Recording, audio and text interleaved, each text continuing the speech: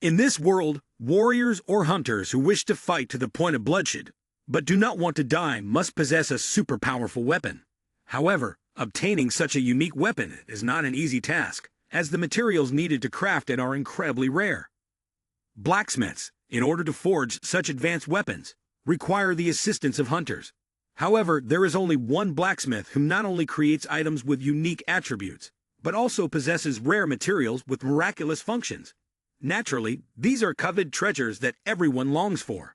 Of course, their value is enormous, especially when this blacksmith is a true money-driven individual. What he does, only the Tzedakah Guild knows for sure.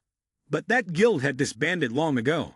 People revere him as the creator of countless legendary weapons. Yet no one knows that he himself is a bloodthirsty individual. Currently on the 4th floor of the Dungeon Island, ranked 16th overall in the leaderboard, along with 8 top players and 200 members of the Silver Knights, only 5 minutes remain. Pix silently calculated, with this number of troops, I could take down a fortress. But why do I still feel so pressured? On the 4th floor of the Dungeon Island Cork, at some corner, a boss appears every 2 weeks. Our side has been defeated by him 5 times already. That's why for the past month, we've been grinding like crazy, earning money and strengthening our combat power in preparation for this battle. A notification rang out. Only 3 minutes left. Pix thought, although I'm stronger than before, I still can't be confident. His army shouted, "Intruder?" Pix was extremely surprised. "Ha, who is that?" All eyes turned toward the gate where a stranger was standing. He was completely covered in a jet black outfit, making anyone who looked at him feel uneasy. Pix observed more closely. Does he have nothing on him except that cloak? Did he really just walk past the guards on the lower floor like that? Pix had another guess. Could he be an assassin? But he quickly changed his mind. No way. No assassin would appear so openly like that. The system chimed in with a notification. Grid is searching for the player Grid. No results found. Pix was incredibly surprised. If I can't find him, then his name definitely isn't on the ranking board. The soldiers around him were also confused, wanting to ask him. But Pix himself felt embarrassed. How could the guards let an unknown person in here? Is he trying to mock me? This is the exclusive area of the Silver Knights. He stared at the stranger and said, I don't know how you got in here, but right now we're in the middle of an important battle. If you don't want to die, leave now. The Black Cloak didn't want to respond to Pix. He had a different thought. No wonder the stealth ability lost its effectiveness. Turns out it's because of the Helgao area. He grabbed the Black Cloak on the outside, intending to remove it, no longer needing it.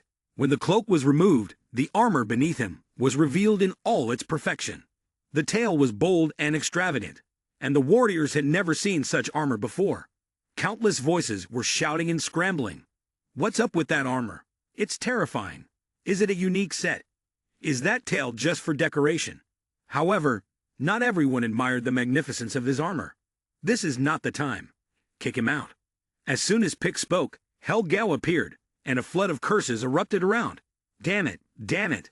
His eyes burned with hatred, and the flames were magnificent, as if they would never be extinguished. His sharp weapons, his head seen like a collection of giant cobras. His imposing appearance, as if rising from the depths of the grave, was none other than Helgao. The Lord of Hellfire had arrived. The system notification at that moment. The drumbeats of Helgao have triggered a fear effect, reducing perception and causing debilitation. The heat from Helgao reduces fire resistance by 50%. Helgao is using a column of fire. No one can withstand the heat of his flames. Those who feel its power will quickly be reincarnated immediately. Pix stood high, facing him from a distance, looking at his own forces. One move, and half of my troops are already. Pix thought to himself, I've raised my fire resistance to 86%, and it still isn't enough. Unbelievable, are we really going to fail ? At that very moment, the man in the magnificent iron armor was walking toward Helgao. He even said, let's go. His words were full of confidence, exuding the aura of a main character. Pix couldn't believe his eyes. Is he joking? That fire just blew away half of my army, and he's completely unaffected . He walked forward without the slightest fear of the Lord of Hellfire. Then, he opened a blue orb. Pix furrowed his brow, Asterisk what is he planning to do asterisk? Immediately after, he pulled out an enormous pickaxe. Pix and all the warriors stared in shock, unable to believe what they had just seen. A pickaxe? Don't tell me he's going to start mining right in front of Helgao. And just as expected, the man began to drive the pickaxe into the ground, muttering complaints as he worked. It's so hot. Is it always this difficult to work with your hands? What kind of ore shows up only when the boss does? Ignoring the astonished gazes of everyone around him, he continued to dig with great enthusiasm, all while still analyzing the situation. Looks like next time, I'll have to switch to mining in the dragon's lair. At that moment, the temperature around him seemed to rise even higher. The burning heat against his skin was no longer an illusion. A column of fire from Helgao shot straight toward him. Pix could clearly feel the immense heat beginning to surge, as if it were going to eat away at his body. No, this isn't just a feeling. This is a direct hit from Helgao. Even if he's a god, he might not survive this. But in reality, he was still alive. This guy, with that flashy armor, was still standing tall. He even turned to Pix and said, "Hey, aren't you going to do anything? It's hot enough here already, and now we have to deal with this too." Pix quickly dismissed the question. What concerned him the most right now was why this guy was still standing there. Hearing this, he replied, "Oh, it's nothing hard to understand." The flames of Helgao continued to assault, and Pix's expression kept changing. He calmly said, "It's just the effect of the equipment." Indeed, the legendary blacksmith of this world, the one who crafted it, was Shin Youngwoo. The sound of heavy footsteps rang out, quickly turning into the noise of running on the ground. Shin Youngwoo was being chased by a group of people. He ran for his life, thinking of himself, "They said they would value me, then made me obey like a dog, but now they've turned on me and want to kill me. What kind of value is this?" But unfortunately, a knight struck him with a blow from behind. Shin Youngwoo let out a scream, wondering to himself, "Could it be that I'm going to die here?" At that moment, Count Asher suddenly appeared. "You greedy little brat, money has clouded your eyes. You've ignored the contract and betrayed my trust, all for the sake of money." He was shocked by the Count's sudden appearance. He grimaced as he spoke. "Although I don't expect much from you, I still somewhat want you to complete the task." He forced himself, suppressing the pain, and said, "I've done what you asked. Don't you intend to reward me?" "Haha, of course I do. The reward for a treacherous person like you is death." His subordinate suddenly appeared right behind Shin Youngwoo. Shin Youngwoo was startled and turned to look behind him. He thought to himself, "Is this the end? Just thinking about how this is the outcome I get after risking my life for months on your damn mission. I won't accept this. This damn game. This is the largest multiplayer virtual reality game in the world. Its name is Asterisk Satisfy Asterisk. With over 2 billion players worldwide, it's an open-world game so vast it can be considered a second Earth. There are still countless unexplored regions, one of which lies in a distant place where no one has ever set foot. At the farthest southern end of a cave, at its deepest point, is an area with a massive pile of equipment, like a giant mountain, and perhaps it would remain forgotten forever, until a player stumbles upon it. 1 hour ago, Warrior Grid, level 73, was extremely excited. He had a huge grin on his face. "I found it. The S-rank quest item from Count Asher, the legendary blacksmith's precious book." He was so happy he almost cried. What a difficult journey. Whoever took on this quest would have probably quit the game by now. A mission of level S that I can't abandon halfway. Not to mention how many levels I'd already dropped, how many potions and equipment I'd lost. Suddenly, the face of Count Asher appeared in his mind. Once I get the Sun Sword, I'll never have anything to do with that Asher guy again. Now, I have the item. But just as his hand touched the book, the system suddenly displayed a notification. Asterisk asterisk, status undefined. The Eye of Palalian is required asterisk asterisk. Hearing this, you panicked. The Eye of Palalian? Wait a minute, if I remember correctly, the Eye of Palalian is a peak level identification item. Very expensive. The more I think about it, the angrier I get. This game company, all they do is drain the player's money. He sat down, holding his head and groaning. How am I supposed to make this kind of money working a regular job? Do you guys know how much I've gone into debt playing this game? He stared at the book in his hand. Well, adding a little more debt wouldn't hurt. Then, he gritted his teeth, and purchased the Eye of Palalian for identification. When identifying the legendary blacksmith's rare book, his body instinctively shuddered. A brilliant beam of light burst out from the book. Asterisk asterisk, legendary item, Pagma's rare book asterisk asterisk. This book contains the experiences of Pagma, a blacksmith who surpassed the limits of human ability. By opening this book, you can change your class to Pagma's successor. Asterisk asterisk rank. Legendary asterisk asterisk. Your reputation will increase by 500 across the entire continent. Shin Youngwoo froze for 5 seconds, his excitement overwhelming. A legendary item? Are you serious? Can I switch to a legendary class? Does this mean I'll be the most OP, one-of-a-kind class out there? He struggled with himself. Stop dreaming. You're here to complete the mission. If you quit now, you'll regret it. But then again, who cares? Maybe I should just sell this thing. It's a rare item, hard to come by. Someone will definitely pay a ton for it, maybe hundreds of millions. Thinking about how he had to grind for others to pay for his game and tuition fees, the only thing he was proud of was his persistence. Yet his friends had quit hanging out with him, because they thought he was too addicted to gaming. Even his family ignored him, seeing him as a useless failure. But now, it's over. Goodbye, life as a construction worker. Hey, family, I made it. Shin Youngwoo is a tycoon now. Ignoring any pangs of guilt, Shin Youngwoo decided to sell the book. For the money, he was determined to quit the game and follow through with his plan. But just then, a notification flashed in front of him. You cannot log out here. His face went blank, unable to comprehend what was happening. The quest request for the secret of Count Asher had changed to the wrath of Count Asher. Then, Count Asher appeared. You are all as greedy as each other. Shin Youngwoo panicked at the sight of Count Asher's scowling face. The Count's wrath erupted. He was furious because Youngwoo had tried to steal a book. He drew his weapon, ready to kill him and reclaim the book. That is a well-deserved punishment for traitors like you. Shin Youngwoo couldn't hold back, clearing his throat and shouting, Shut up! Then who was it that reduced my prestige to cheat the reward? Ha! Count Ah said coldly. Useless excuses. He growled, simultaneously giving orders to his subordinates. Count Ao's subordinates appeared right behind him. Shin Youngwoo, do you think all the hardships I've endured each month were just for this? I can't accept it. As a knight swung his sword, Shin Youngwoo quickly dodged. He shouted, I'll do whatever it takes to end this. I'm still level 73. I have skills. First, I'll stop your movement. He activated his special skill, Shield Stun. But the knight was no ordinary foe. He raised his hand to block it, effortlessly neutralizing Shin Youngwoo's attack. Quite surprising. He's not stunned. Shin Youngwoo thought to himself. Suddenly, he remembered the Pagma's book in his hand. He thought, if I die here, what will happen to the book?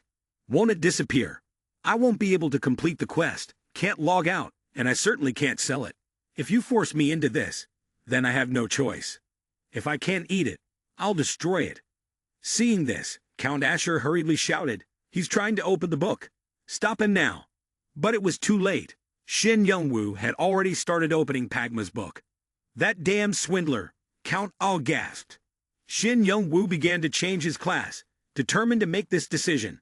If I don't do this now, I'll die. It's a legendary class. Maybe if I become it, I can escape this quest. You have switched to the profession of legendary blacksmith Pagma's successor. A new notification appeared. The craftsmanship skill has been created and reached the maximum level. The appraisal skill has been created. The disassembly skill has been created and reached the maximum level. The repair skill has been created and reached the maximum level. All blacksmith skills have reached the maximum level. The legendary blacksmith skill tree has been unlocked. Shin Youngwoo thought to himself, is this a crafting profession? Does the game expect me to work now? Or is it because it's a legendary class that makes me feel so powerful? Seeing the panicked expression on that Asher guy's face, he felt a surge of joy. Now I can take on all of them, even that mission too. When the system announced the completion of the class change, Shin Youngwoo smirked proudly and said, You're all dead now. At the same time, he also earned the title bearer of the legendary mission, and you are currently at level 1. As he basked in his pride, suddenly, a knight's sword quickly stabbed toward him, and the result was, he died from the blow. Meanwhile, in the real world, according to the report from the game operations team, The class change process had occurred 5 minutes ago. A man picked up the phone and replied, "Understood, I'll head back to the company." On the other end, the voice said, "Yes, Chairman, I'll prepare for the meeting." He hung up the phone. He seemed quite surprised. Class change already? That was quick. The corner of his mouth slightly curled up. This is interesting. The young man, who hadn't accomplished anything yet, had already died, and his level had been reduced by 2 ranks to the current level of -1. As a result, the mission failed, and he could no longer enter the city of Patreon. Every soldier in Patreon would kill him immediately. While still in the game, before logging out, Yuko said his final words. "You really will kill someone if they go against your will. What's with that face? You were so confident just now. Here's a piece of advice for you in life. Never look down on others." Then he was kicked out of the game. After logging out, he sat on the virtual reality machine, his eyes dark and his face haggard and hollow, a sharp contrast to the result of 3 months of non-stop gaming. This is really fun, so much fun. I should have had 100 million to spend by now. The scene shifted to the operating and development company, Satisfy, under the SA Corporation. In the lobby, a blonde woman stood.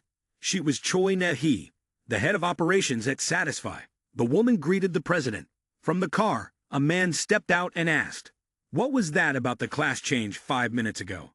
I didn't expect something as interesting as this to happen. First, I want to read the report. Is everything prepared, Ms. Choi?" The man was Lim Chul-ho, the head of SA Corporation and the developer of Satisfy. Choi Na-hee replied, "His ID is Grid. He's a level 73 warrior, currently at level -1. His real name is Shin Young-woo." He had changed his class, using the quest item from Count Asher, the Precious Book of Pagma. According to the report from the Information Department, he was just an ordinary gaming addict. His most noteworthy achievement was staying in one city for a whole year to increase his fame and playing in the level 200 zone for 3 months, no matter how many times he died. Although you instructed us to report everything related to legendary classes, looking at this case, we feel that it is just an unfortunate incident not worth reporting. After finishing his words, Lim Chul-ho spoke up. "Really? I think this guy's luck and persistence are quite impressive. But he got this class purely due to luck. So what does that mean? Even though I think this is the fault of the operations team, I still say that this luck is interesting." Hearing the chairman's words, Miss Choi seemed a bit confused. "What do you mean?" He smiled and said, "As you know, according to the predictions from the supercomputer, Morpheus and the development team, it would take another 2 years for players to discover the cave at the far south and the Precious Book of Pagma. However, that guy broke all predictions, found the cave, and activated the quest chain to find the book. Can these phenomena really be explained by mere luck? And there's something else interesting. Negative levels. Normally, Asher's quest is only given after level 350, but this guy, Chris, with a lower level, changed his class just because he didn't want to lose the item. Dropping to a negative level is a severe punishment that comes with changing to a legendary class. Furthermore, the rules clearly state that you will drop 2 levels if you fail once. Players below level 10 will not be affected by this rule, but he will be dropped to -1 due to a special case. Choi Na-hee was shocked after hearing this. "Wait a minute," she said, "so does this mean I understand correctly? Each level increase comes with 10 stat points. Up until now, he is a level 1 player, and he will need 2 level ups to reach level 1. This means he will have a 20 stat point advantage over players of the same level. What if his luck has turned into something more predictable? And if it's predictable, does it have anything to do with his skills?" "That could be," Lim Chul-ho replied. "So this game is imbalanced, and it needs to be fixed." In response to her suggestion, he shook his head. "No, there's no need for that," he said. "As you mentioned, he's a pretty weak player, so there's no need to worry. Also, Pagma's successor is weaker in combat compared to other legendary classes." Lim Chul-ho coughed lightly as he looked at the young man on the screen, suddenly shuddered and fell silent. This caused Choi to feel a bit confused. "What's wrong?" she asked. He shook his head at her confused expression. "It's nothing. I'm heading home now. Call me immediately if you have anything to report." Lim Chul-ho then left the office. At this point, Shin Young-woo was working overtime, but he seemed like a person who had lost their soul until someone else shook him. "They've been calling you for a while. They said to hurry up and go collect your salary." Seeing him sitting absent-mindedly, the boss grew irritated and said, "Don't waste time, do it quickly and go home." At that, Shin Youngwoo snapped back to reality, quickly stood up, and responded, "Ah, yes, I'm sorry." A few people gathered around, whispering behind his back, "I heard he's seriously addicted to games. No wonder he looks so weak and frail, plus it seems like he doesn't really accomplish anything. They say even a child is better than him. Someone so young, yet completely ruined." Holding the few meager bills in his hand, he sat in the park, staring at the money, thinking, this should be enough for some games. But suddenly, the words from earlier echoed in his mind. All you think about is topping up for games. You should feel ashamed of yourself. Shin Youngwoo felt frustrated. He looked up at the sky and sighed. I was planning to sell some items for cash, to live a little better, but I lost hundreds of millions. This is so infuriating. I was so close to success. Yeah, I couldn't grab it. I'm really useless. Level 37, now dropped down by half. At that moment, a luxury car zoomed past him. It was Chairman Lim Cheol-ho's car. He had just left the office, and was on his way home. As he drove, he pondered over the words of Ms. Choi. I don't see any value in that player. That might be true, but he thought that was the very strength of Shin Youngwoo, until he realized something. Shin Youngwoo still hadn't returned home at this point. He sat there, tugging at his ears and complaining. I guess I need to find another way. At least I should be able to do something, right? Is there really nothing else I can do? Never mind, I'll just go home and play a game to relieve the stress. Lim Cheol-ho, sitting in the car, smiled. His persistence is truly remarkable. Shin Youngwoo sat down at the gaming console and said, let's try again, I guess. Even though I've lost everything, I at least need to check out the new class. As long as the machine is still working, I'll be fine. I'm counting on you. With that thought, he quietly reflected, I'll do everything I can to make it work. Soon after, the game began connecting to the land of Satisfy. Before long, Shin Youngwoo was transported to this place. Looking at the barren landscape, he hesitated and said, where is this? Doesn't it look like the cave I got kicked out of yesterday? At that moment, Shin Youngwoo had no equipment on him.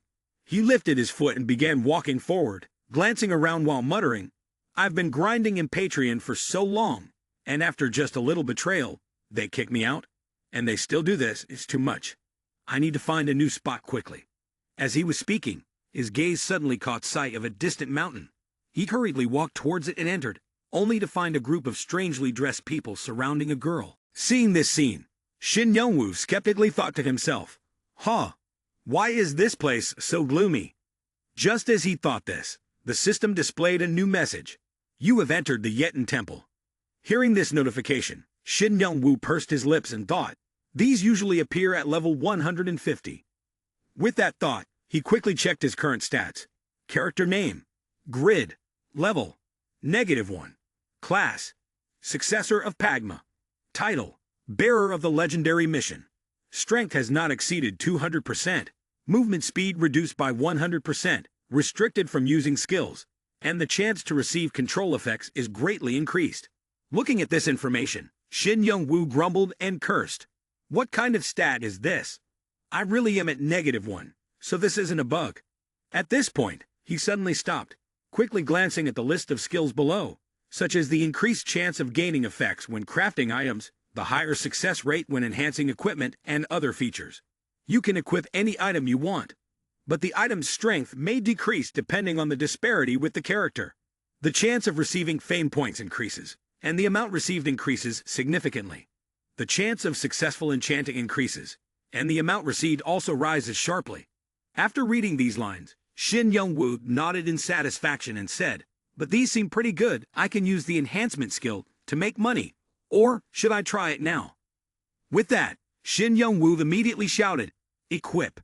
As soon as the words left his mouth, the system chimed with a notification. Equipped Mengelin's great sword. Equipped Mengel's armor. Looking at the equipment on his body, Shin Youngwoo exclaimed in surprise, I'm wearing this level 60 gear that I was planning to sell.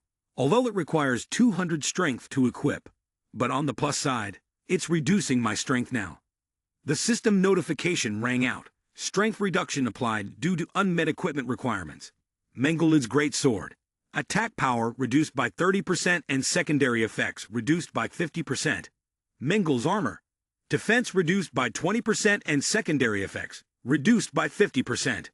After reading all this information, Shin Young-woo hesitated and said, "But the great sword of Mengle has an attack power of 200, and Mengle's armor has a defense of 130. Normally, low-level gear has stats around 10, meaning I'm 10 times stronger than them." After analyzing this, he happily thought to himself, "Haha, the legendary class is something else. I love it. I'm the happiest guy here." While thinking this, Shin Young-woo suddenly froze, his eyebrows furrowing tightly, breaking into a sweat, and thinking to himself, "Wait a minute, isn't this the 150-level temple? That means the monsters around here must be of similar level. What kind of situation is this?" Looking at the people inside the temple, Shin Young-woo quietly calculated, "If this is the Yaten temple, then those guys must be Yaten followers, right? Are they performing some sort of sacrificial ritual? Wandering around here would be like committing suicide. One wrong move and I could end up facing a cook no-ho death. I just need to get out of here right away, and I'll be safe." Just as he muttered this to himself, a hand suddenly landed heavily on Shin Young-woo's shoulder, freezing him in place. Shin Young-woo reacted very quickly, immediately raising his sword and swinging a powerful strike backward. The person behind him stepped back a bit, then let out a soft chuckle, and said slowly, "Calm down. Swinging your sword like that might accidentally kill someone. I am the secret bodyguard of Count Steam. My name is Duran. From the way you're looking around, you must not be with their group." After realizing that the other person was not an enemy, the two exchanged some information. Upon hearing this, Shin Young-woo cautiously looked at the girl lying on the altar and hesitantly spoke, "Is that girl the daughter of Count Steam, Irene?" Doran nodded and replied, "Yes, it's likely that she was kidnapped while I was on leave. This is a difficult situation. I would be very glad to have your help." Upon hearing this, Shin Young-woo was taken aback and exclaimed, "Huh." At that moment, as they were talking, a new quest suddenly appeared on Shin Young-woo's system. Rescue the Count's daughter. Rank ***. Quest: rescue Irene within 1 hour. Reward: 3,000 gold, with a low chance of becoming the Count's son-in-law. Failure: lose 2 levels. After reading the quest details, Shin Young-woo gritted his teeth and muttered to himself, "Another S-rank quest. Is this guy an NPC?" At that very moment, Doran glanced at Shin Young-woo, then spoke with some suspicion. "Usually, people who come here are affected by a state of fear, but you seem unaffected. You must be very strong." Hearing this, Shin Young-woo asked in confusion, "Huh? Is that how it is here?" He asked like that, then looked down at his hands, unable to believe it, thinking to himself, "There's no way a weakling like me could be strong. Could it be that I have some other skill? It seems like it's thanks to the calm point. This stat can't be directly added, but it reduces the chance of being affected by negative effects and helps with fast recovery when hit." Shin Young-woo thought to himself, "I should quickly learn more about the characteristics of this class." After a while of dazed thinking, Doran suddenly turned and smiled, saying, "Thinking about how you'll help me with this task. Thanks for accepting my offer." Shin Young-woo casually responded, "I don't like doing that." Doran was stunned for a moment, but then, not paying much attention, said, "Let's just do it." Shin Young-woo persistently refused and turned to walk away. Seeing that he was about to run off, Doran quickly stopped him and asked, "Wait, don't tell me you're going to make me face the dark mages alone." Shin Young-woo shrugged and casually replied, "Who knows?" Saying this, he furrowed his brow, thinking, 3,000 gold is nice, but I ended up like this because I did an S-rank mission. I'm not stupid enough to accept this." Doran, still not giving up, continued to persuade him, "But you're a super strong hero. You can handle the pressure from the temple. Without you, the rescue mission will fail. Please help me." Shin Young-woo, irritated, turned back and shouted, "I was just lucky to avoid the effects. I'm level -1. If I fail, I'll drop to -3. Doran completely ignored these words, still persistently pleading, "Please help me. Princess's life is in danger." Shin Young-woo responded immediately, "Isn't my life in danger too? Stop joking." Doran refused to give up, continuing, "Don't lie. I know you're very strong." Just as he was saying this, Someone from the sacrificial group suddenly collapsed, fresh blood pouring from their head. At that exact moment, the system's announcement rang out once more. Accept the mission to rescue the daughter of the S-rank count. Hearing this announcement, Shin Young-woo gritted his teeth and exclaimed, "What? Why?" Doran, hearing Shin Young-woo's question, furrowed his brows and said seriously, "Because you killed one of Yatin's followers, so now we've developed a friendship." Shin Young-woo, frustrated, yelled, "Developed what?" Doran, not particularly concerned, continued, "Their enemies are a group of fanatical apostles who frequently offer human sacrifices. They've surrounded the sacrificial table, so it won't be easy to get through. Fate is unavoidable. We can only survive by helping each other. I'll clear the way, and you saved the princess." On the other side, the fanatic Yatin followers had spotted Shin Young-woo and Doran. One of them shouted an order. They'd killed one of the almighty Yatin's followers. Kill them. Seeing a mob rushing toward him, Shin Young-woo stood behind Doran, trembling slightly, and said, "There are too many of them." Watching the Yatin fanatics charging toward him with a loud roar, Shin Young-woo anxiously thought to himself, "Even though I'm fully equipped, my combat ability is still limited to that of a level 34 player. One hit from them, and I'm done for. Damn it, am I really going to end up on the death count?" On the opposite side, the leader of the Yatin fanatics gripped his weapon tightly, looked at Doran, and shouted, "That heretic over there, kill him." Doran reacted quickly. Gripping several throwing blades in his hand, he hurled them toward the fanatic mob, sending them tumbling and causing blood to splatter across the ground. Seeing this scene, Shin Young-woo broke into a sweat and thought, in such a cramped space, Uncle moves fast and skillfully. There might still be a chance to survive. Just as he was thinking this, another group of fanatics charged from behind him. They yelled, "Those heretics are killing us." Seeing this, Shin Young-woo's face darkened, and he exclaimed, "I was wrong." Doran, noticing the worsening situation, turned slightly and said, "We won't get anywhere just by fighting like this. You think the same, right?" Hearing this question, Shin Young-woo shook his head and said, "I don't have."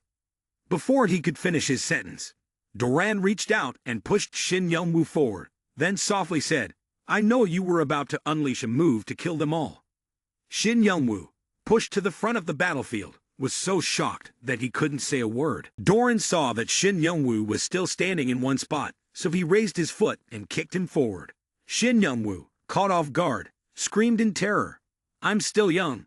I don't want to die." Seeing that his opponent was about to crash face first into the ground, Doran quickly raised his hand to cast a spell and shouted loudly. Shin Young-woo's body immediately stopped and hovered above the ground. Doran walked over to stand next to him and slowly explained, "It's a simple spell to protect us when falling from height. I'm sure you're aware of it already, right?" Shin Young-woo had no idea what was going on, and he angrily scolded, "Why don't you use magic to understand what others are saying?" After cursing, he stood up. Once he stabilized himself, Shin Young-woo patted his chest, let out a breath, and said gratefully, "Thanks, I can finally breathe." Doran, standing beside him, casually responded, "Instead of thanking me, why don't you just go all out from now on? Because it's time to combat now." Upon hearing this, Shin Young-woo turned to look. Following Doran's gaze, he saw Princess Air lying on the altar.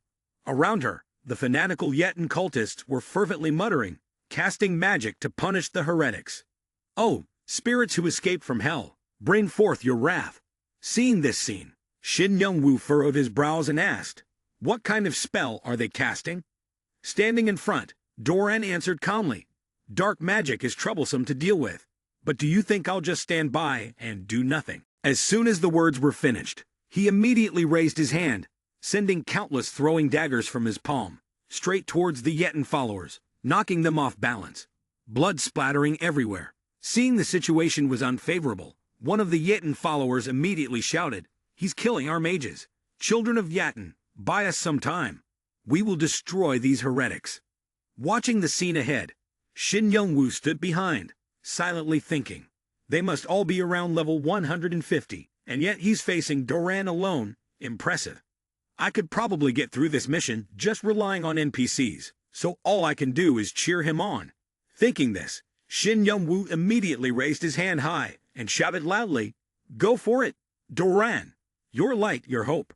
Doran was at a loss for words upon hearing this.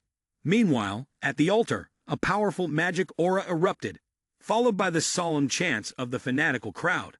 Destroy the mind, forget the will, become my puppet. Hearing this, Doran exclaimed in shock, damn, is it over for them already? At the back, watching this scene, Shin Young-woo felt embarrassed and thought to himself, guys, actually, I wanted to join Yaten. On the other side, one of the followers suddenly tilted his head back and laughed loudly.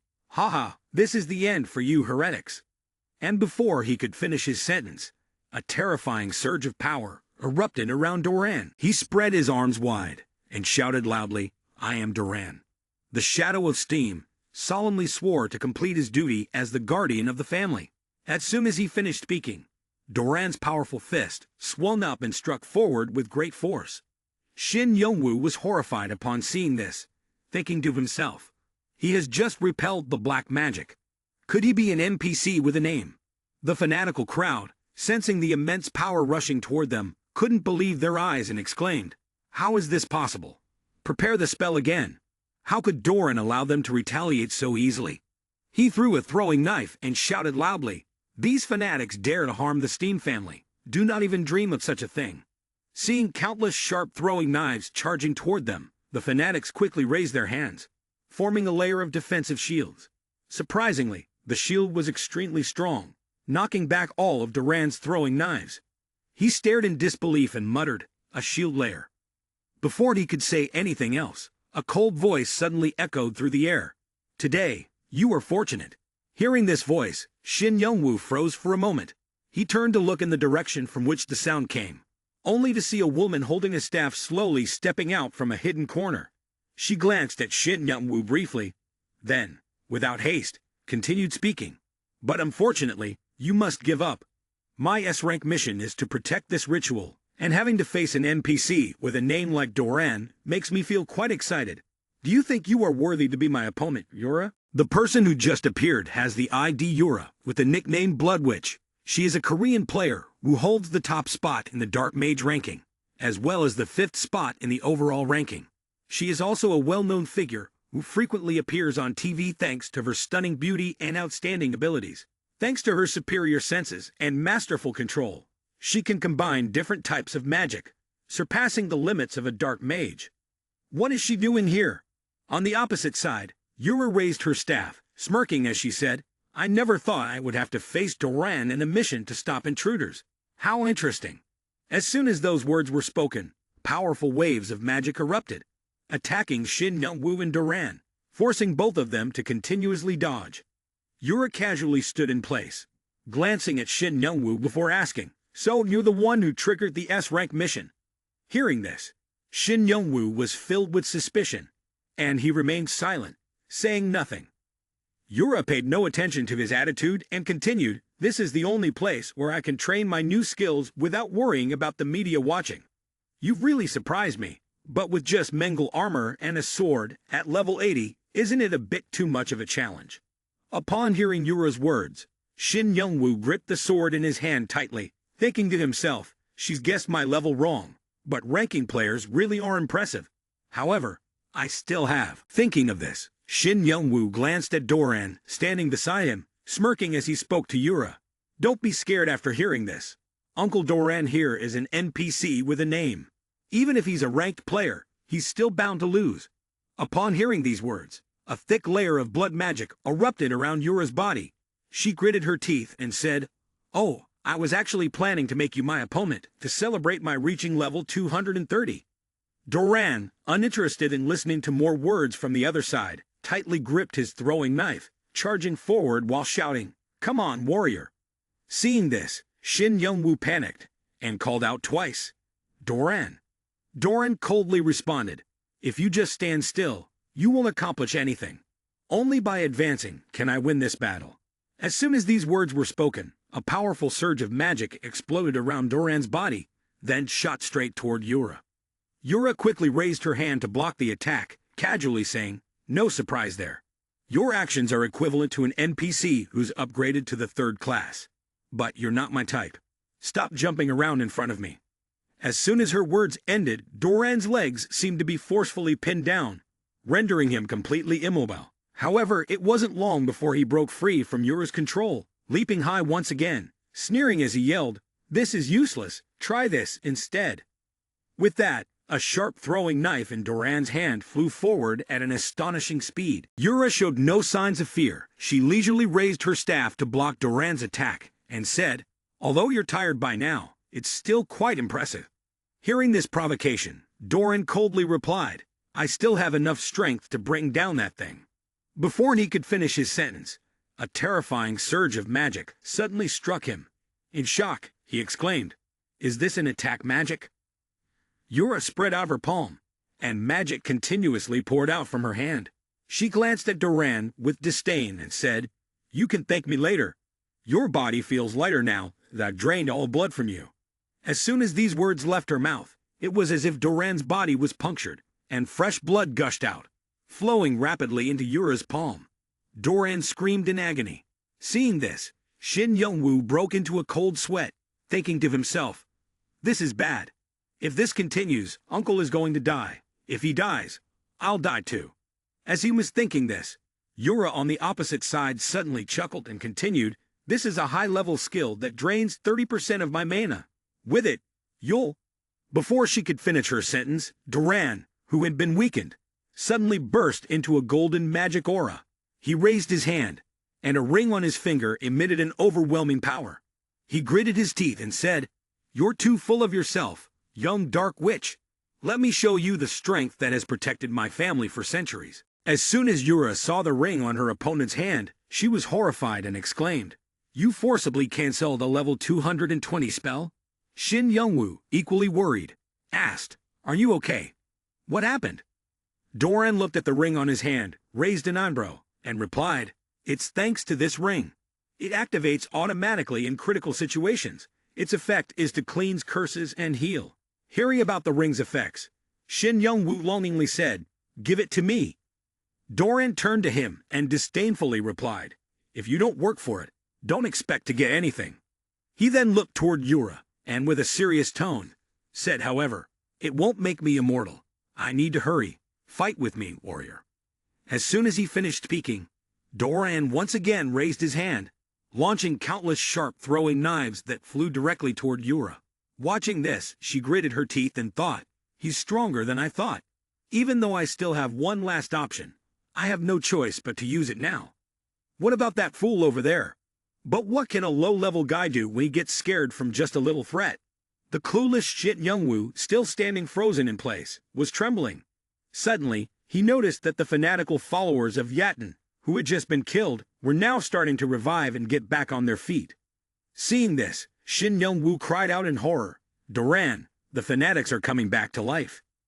Upon hearing this, Yura disdainfully muttered to herself, "Pathetic. How long does he plan to rely on NPCs to finish his quests? It's time." After scolding, Yura immediately raised her staff high, cleared her throat, and shouted loudly, "O great Lord of the Dark, sow fear and suffering into the hearts of our enemies and unleash your power. Doran, I will end this now." The ultimate attack was powered by the full mana of Black Gale. As her words ended, a terrifying surge of magic followed Yura's movement and slammed towards Shin Young-woo and Doran, who were standing nearby. Inside the Yatten temple, a bright red light, like blood, illuminated the room. Seeing this, Doran was struck with fear and thought to himself, "I am going to be in a dire situation here." Suddenly, Shin Young-woo charged forward. Stepping in front of Doran, the Yatten temple echoed with a powerful vibration, and smoke and dust covered the area. The staff slammed to the ground. Yura, in doubt, said, "Don't tell me this attack is going to collapse the whole temple. But I've poured all my strength into it. There's no way they can still be alive." Before she could finish her sentence, the figures of Shin Young-woo and Doran appeared right before her, standing tall. Seeing this, she couldn't believe it and thought, "He took a direct hit and isn't even a little bit injured. There's no way I wouldn't have known about a player like him. Who is this guy?" After Yura's attack, Shin Young-woo still stood firmly without a scratch, not even the slightest damage. Looking at his health bar, Shin Young-woo was horrified and thought, "I only have 1 HP left. Even with that hit." Just as he was feeling down thinking about this, his eyes suddenly widened and shone brightly. He silently exclaimed, "That's right, Survival. When your health drops to the lowest point, you will negate all damage for 5 seconds. Shin Young-woo smiled in delight, thinking to himself, I'm still alive. On the opposite side, Yura couldn't believe it and thought to herself, what is he? Wasn't he just level 8? And now he's smiling. There's no way I wouldn't know of a player like this. Who is he? At that moment, Doran suddenly jumped onto Shin Young-woo's back, using the momentum to leap upwards. He opened his mouth and shouted, I told you, you have to step forward to win. Yura quickly regained her composure. She gritted her teeth and raised her hand to cast a magic spell full of disdain, saying, Haha, is that your last-ditch effort? Don't underestimate me. Looking at the shield that was slowly forming in front of him, Doran muttered, Damn it, she's not done yet. But that's just for show. At this point, Yura had reached her limit. She told herself she had to finish everything quickly before it was too late. But before she could take care of anything, Shin Young-woo in front of her suddenly vanished. Yura's eyes went wide in astonishment. Did he just log out? But he was still standing there, watching. Even though he's that strong, who exactly is this guy? In the real world, Shin Young-woo opened his eyes, escaping the game. The game's notification blared in his ears. You have died, and you have lost 2 levels. Your current level is -3. You will not be able to log into the game for the next 12 hours because you have died twice within 24 hours. Recalling the stomp to his back from Doran, Shin Young-woo cursed inwardly. My teammate killed me. That bastard Doran. At that moment, inside the game, Yura was still lost in her thoughts, gazing at the staff planted in the ground. Did he give this task to me? Why does he dare look down on me like this? I have to find him and make sure he understands. No, I can't let this go. The next day, an anonymous player was given the nickname the Ghost of Yeton Temple by the gaming community. Sitting in the gaming chair, Shin Young-woo pulled at his ears and groaned. That damn Doran, how dare he drag me into a mission, and then step on me? What kind of NPC is that? This is all Yura's fault. If she hadn't shown up, everything would have gone smoothly. Well, whatever. The game's all about the strong winning and the weak losing. So just keep quiet and think calmly. After thinking for a while, Shin Young-woo suddenly jumped up and started writing a player's post on the screen with messages like, Yura is trash, interfering with low-level players' quests. Yura is just as useless in real life, that stupid mole on her nose too. As he wrote these messages, Shin Young-woo grinned to himself. I'm the youngest in the village. Die already, Yura. Lost in his thoughts, Shin Young-woo didn't notice someone approaching him. As they leaned in close, a confused voice asked, Is Big Brother having another fit? Shin Young-woo jumped in shock and shouted, The person who just appeared is Shin Se-hee, my sister, 17 years old. She put her hands on her hips, disgusted, and spoke up, Oh my God, you're hopeless. Clean your room. It stinks in here. Look at your chef. How long has it been since he washed his hair? How did he end up like this? Watching his sister rant and clean at the same time, Shin Young-woo scowled and snapped, Hey, you don't need to clean that. And what are you doing in my room at this hour? Not needing to clean anymore, Shin Se-hee threw the trash bag down. She glanced at the bright screen of Shin Young-woo's game, curiously asking, By the way, can you really make money from this game? Shin Young-woo smiled and replied, There are 2 billion players, you know. If you're good at it, I could end up a millionaire. Shin Se-hee pouted. She focused on the content on the screen and read out loud, stammering, Yura is trash, disgusting, and rotten. Hearing her read it like that, Shin Young-woo was startled. He quickly pointed to his right hand, casually saying, That's my hand, not me. Shin Se-hee didn't believe him. As she turned to leave, she stuck her tongue out and said, My brother does things like this. I'm so disappointed. Misunderstood like that. Shin Young-woo immediately shouted, No, it's not what you think. Shin Se-hee, he didn't even bother to turn around, and walked away without a trace. Shin Young-woo, his face darkened with frustration, thought to himself, Yura, it's because of you that I'm being looked down on by my little sister like this. The next morning in the living room, Shin Young-woo turned on the TV and said, While Mom and Dad are at work, and Shin Se-hee is at school, let's have some noodles and watch TV. On the TV screen, there was an image of a reporter standing in a very barren area. The reporter said, I am Lee Jiao-min from the Satisfy News Channel. I have come directly to the scene to gather information. Hearing this, Shin Young-woo paused eating, slightly confused, and thought to himself, I switched through 10 channels, and 11 of them are talking about Satisfy. They've really become famous. If I became famous too, maybe I'd be eating noodles on a table stacked with money. Now that's a dream that's hard to even think about. While thinking this, the voice of reporter Lee Jeong-min pulled Shin Young-woo back to reality. Currently, I'm directly at the Yeton Temple, in the southern part of the Eternal Kingdom. As you can see, it collapsed last night. What exactly happened here? Seeing the image on the TV, Shin Young-woo immediately spat out the food in his mouth in shock. He exclaimed, That's... The voice of reporter Lee Jeong-min continued, steady and calm. After investigating, we have uncovered a clue from a familiar name. The main cause of the incident is none other than the 5th ranked in the overall leaderboard, the Dark Mage Yura. Looking at the state of the temple, reporter Lee Jeong-min continued, We believe a battle took place here. Now let's interview some witnesses of the incident. A witness with short hair stepped forward, nervously speaking, Yesterday, while I was being chased by a monster, I heard a loud noise, and saw Yura firing an insanely powerful magic at some guy. Yura is incredibly beautiful. Upon hearing this, reporter Lee Jeong-min helplessly exclaimed, Sorry, that's off topic. The witness was startled, and awkwardly returned to the main story. But then, something even more horrifying happened. It seems Yura used a supreme magic, but the guy who was attacked still stood firm without any injuries. Upon hearing this, reporter Lee Jeong-min gasped, Wait, if that's the case, he must be a top-tier ranker. Didn't you recognize this famous person? The witness, confused, replied, I was too busy admiring Yura, and almost got crushed by a rock. Seeing this, reporter Lee Jeong-min didn't ask any more questions. He nodded, thanked the witness, and then turned toward the camera, saying, Gamers around the world are all asking the same question. Who is this person? Sitting at home, watching the news, Shin Young-woo was stunned and stammered, Am I famous now? Unable to hide his joy, Shin Young-woo thought to himself, I'm rich now. He then reached for the phone on the table. Shin Young-woo exclaimed with great excitement, What kind of miracle is this? Ha ha, turns out it's not so bad after all. Life is fair. With that, he quickly dialed a series of numbers to call someone. The person on the other end picked up the phone quickly. Receiving the signal, Shin Young-woo immediately spoke, Hello.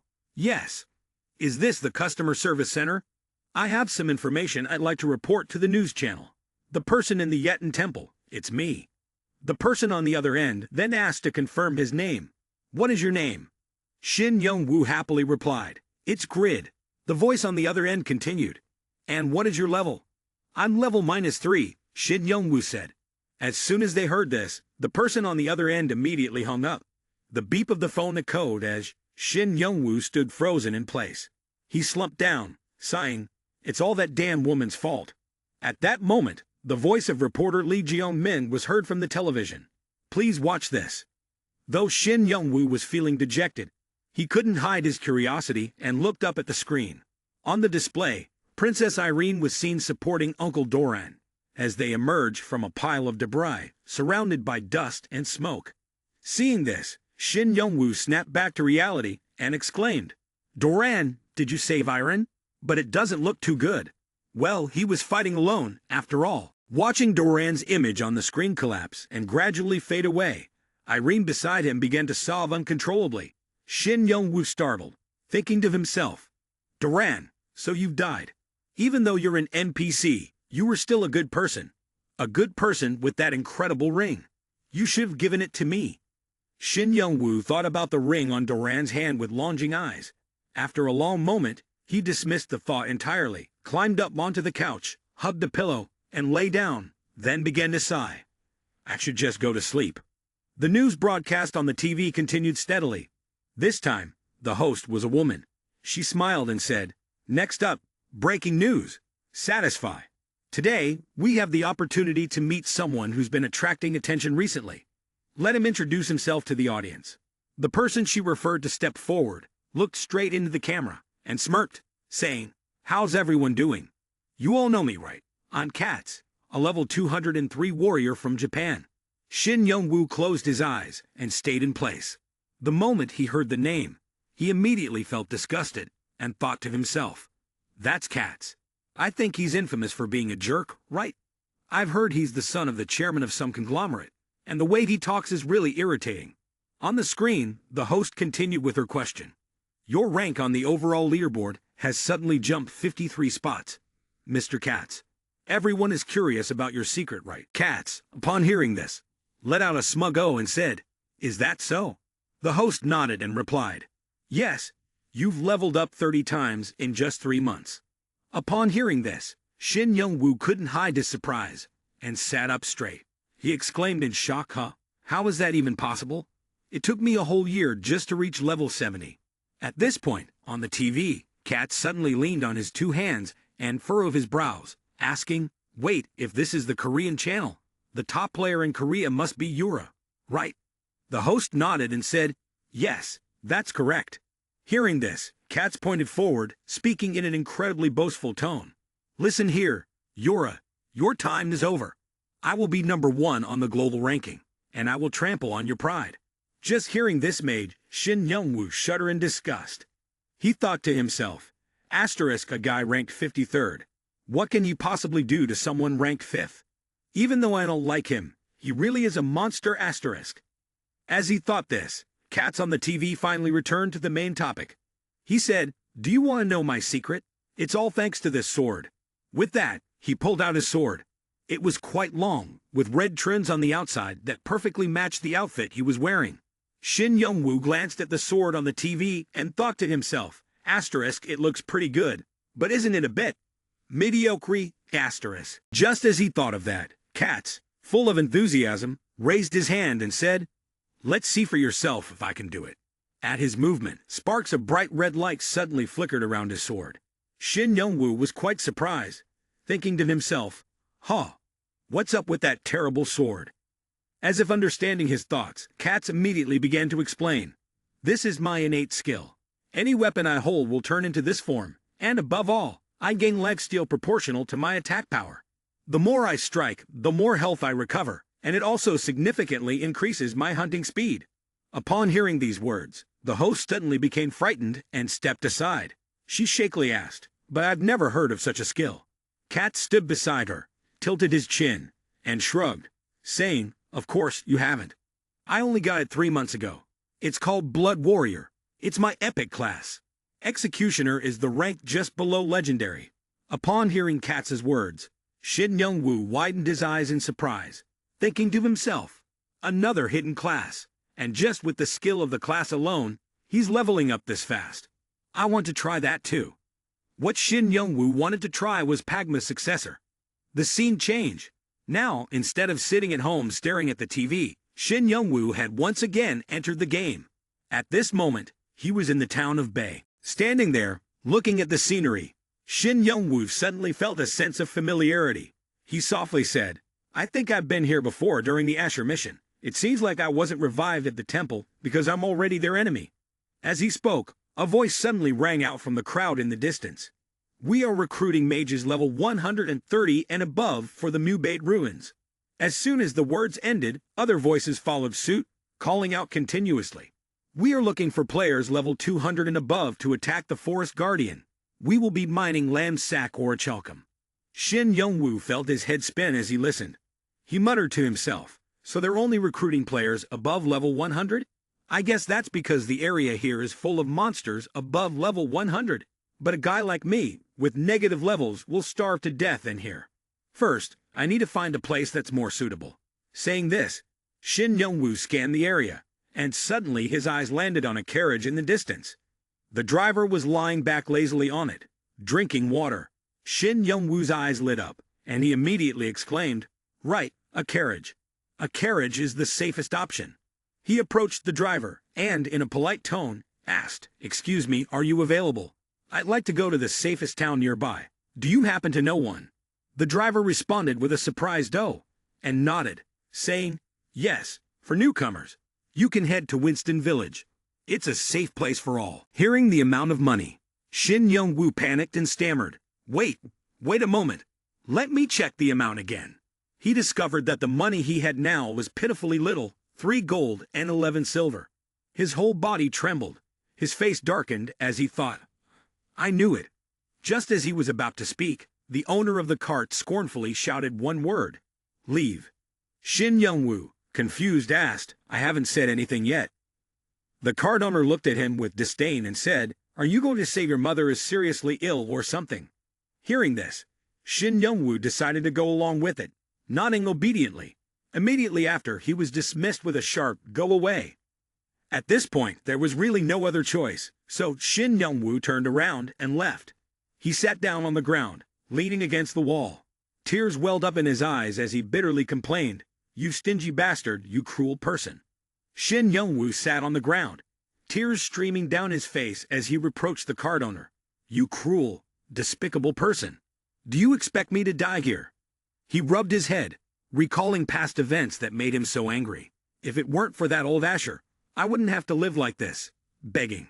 Does he even know how much money I spent on that mission? Now, I'm just a useless class with level 3 skills. Before he could vent any more of his frustration, Shin Youngwoo suddenly remembered something, his eyes lighting up.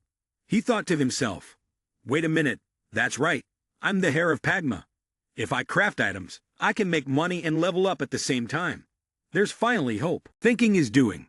Shin Youngwoo immediately regained his composure, walked to a secluded alley, glanced around carefully, and then whispered, Walls have ears. Always be discreet in everything you do. First is the Master Blacksmithing skill, which increases the attributes of all items by 10%. So when I craft items, both my stats and reputation increase. If Shin Youngwoo crafted a rare item, all stats would increase by 2, and reputation would increase by 30. If he crafted an epic item, all stats would increase by 4, and reputation would increase by 80. If he crafted a unique item, all stats would increase by 12, and reputation would increase by 300. If he crafted a legendary item, all stats would increase by 25, and reputation would increase by 1000. Shin Youngwoo's current skill rank was Legendary Blacksmithing Level 1, with his Master Blacksmithing skill at its maximum, Advanced Blacksmithing Technique at its maximum, Intermediate Blacksmithing Technique at its maximum, and Basic Blacksmithing Technique at its maximum. Looking at the skill table in front of him, Shin Youngwoo's eyes sparkled, and he exclaimed with joy, I start with Master Level skills at their max, and Legendary skills at Level 1. I've heard the best blacksmith players only reach intermediate level. What's most exciting is that the crafting skill allows me to use spear technique to craft unique items. The information about the legendary blacksmith's crafting skill is as follows. Each time this skill levels up, you can create 3 spear techniques to craft unique items. After reading this information, Shin Youngwoo happily shouted, Now I have 3 chances to try, don't I? That being said, Shin Youngwoo thought to himself, if the trial class was already this good, then my legendary class could easily claim that they're ageless. Soon, the game's notification sounded. The crafting skill of the legendary blacksmith has been activated. Please select the type of item you wish to craft. Upon hearing this, Shin Youngwoo became excited and immediately said, Of course, it would be the greatsword. The stronger the sword, the faster I can hunt monsters and level up. After selecting the item, the notification screen popped up again. Please choose the crafting materials. Shin Youngwoo furrowed his brows and cautiously said, Materials? Of course, they need to be the strongest ones. Right, the Orient Deep Blue metal from earlier. Once the materials were confirmed, the notification appeared again. Please design the item and describe its features. Looking at the design board that appeared before him, Shin Youngwoo widened his eyes and exclaimed, I have to make it myself. With that, he raised his hand, excitement bubbling inside him, and while designing, he mumbled, I want it to be really cool and big, strong too, like a shark. It has to be heavy but feel light, a bit dark but also sparkling. The attack power should be over 10 million, and every time I swing it, meteorites should fall, ignoring all defenses to strike deadly blows. Before long, the design board was complete. It did indeed look quite like a shark.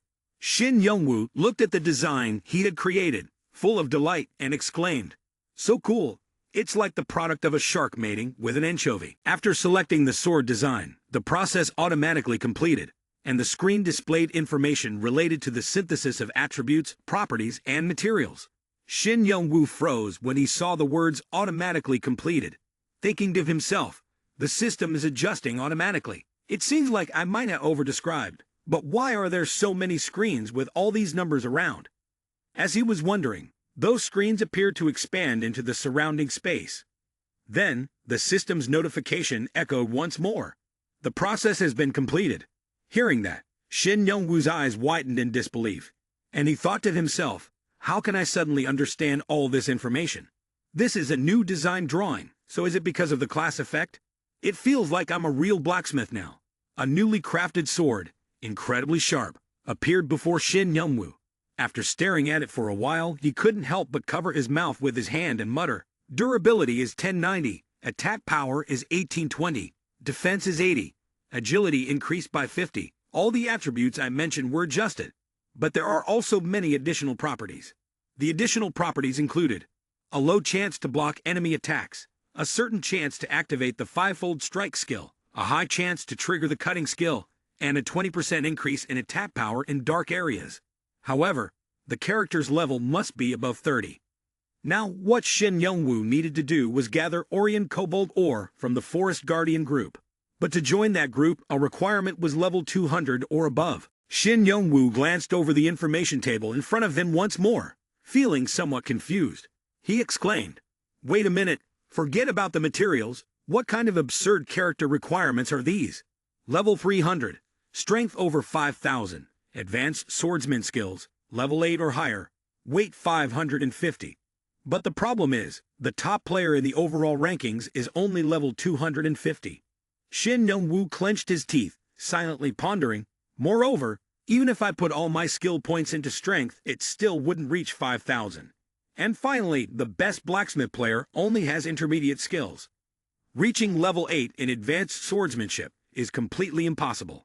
After thinking this through for a while, Shin Young-woo muttered disdainfully, in other words, it's just a piece of metal with good skills. A huge and powerful shark-shaped. Shit. Suddenly, Shin Young-woo remembered something, his eyes widening as he exclaimed, wait, it's not like I can't use it. I'm not affected by the equipment requirements. Even the gear I'm wearing now, although it loses some power because it doesn't meet the equipment requirements. This sword is still something I can make as long as I craft it myself. Shin Young-woo let out a deep sigh, then pushed himself up wearily. He thought, all right, I've got my goal set now. I'll have to join the Forest Guard troop and go along for the ride. With a negative level like mine, charging to the front lines to die would be ridiculous. Soon, Shin Young-woo made his way to meet the leader of the Forest Guard group. Looking at the person in front of him, the captain of the Forest Guard team skeptically asked, so you want to join our group? No way, I don't allow it. Hearing this response, Shin Young-woo, confused, asked back, why? The captain shrugged and casually replied, this part requires at least level 190. Looking at your gear, I'd guess you're probably around level 60, right? Shin Young-woo immediately waved his hand and shook his head, saying, I may look like this, but I'm actually above level 100. The gear isn't important to me because I'm already skilled. Upon hearing this, the captain's eyes suddenly grew colder. He gritted his teeth and questioned, are you saying that we're too dependent on gear? The people standing behind him immediately chimed in. Are you Grid? Who do you think you are? Looking down on us? A beggar who can't even afford a single accessory is trying to take advantage of us. I bet he's lying about being above level 100. If you want to play with us, at least show some respect.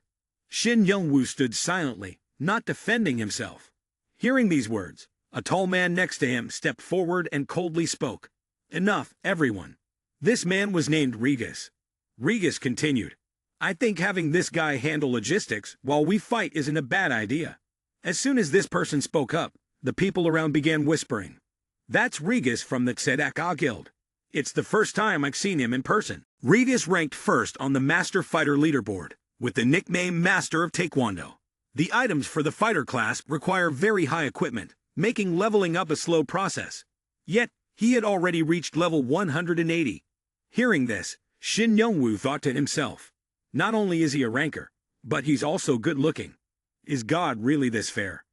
The captain of the Forest Ranger team looked slightly confused and turned to Regis, saying, even if you say that, we still can't just pick anyone. How can we accept a nameless player into our group? Regis chuckled, pointing towards Shin Young-woo, and replied, but isn't it easier to clear the area with more members? Shin Young-woo quickly seized the opportunity, nodding eagerly. Yeah, that's a good idea. I can do it.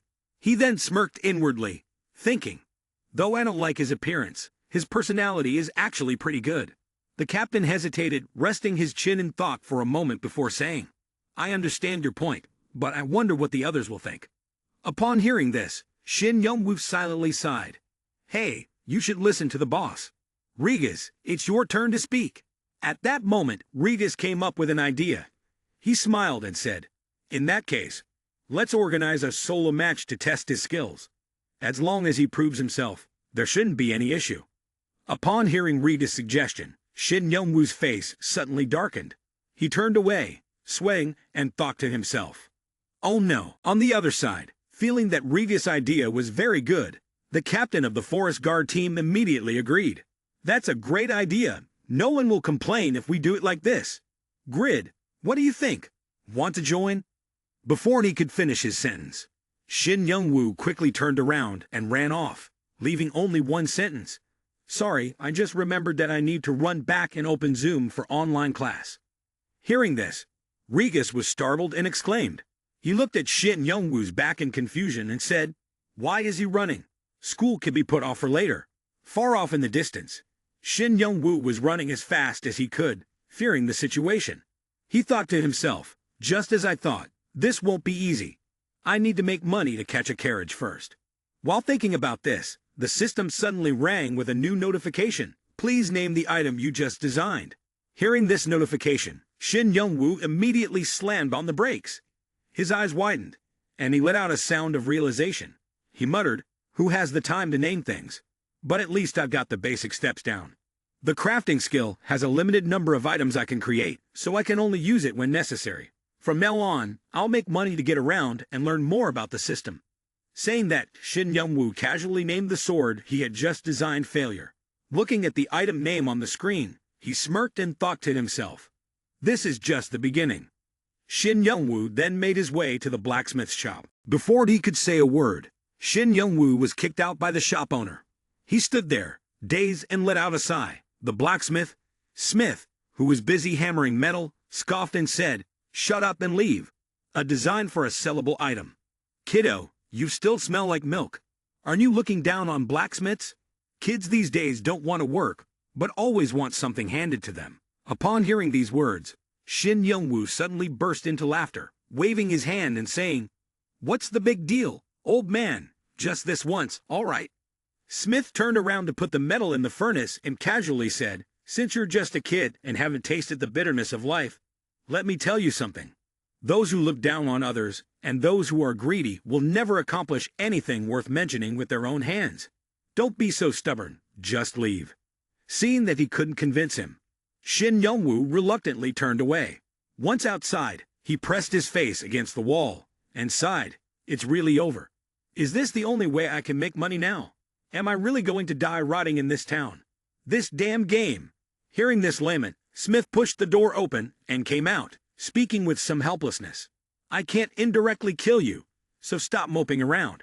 You'll disturb the neighbors. Go chop some firewood for me. As soon as the shopkeeper finished speaking, a system notification suddenly rang. E-rank task.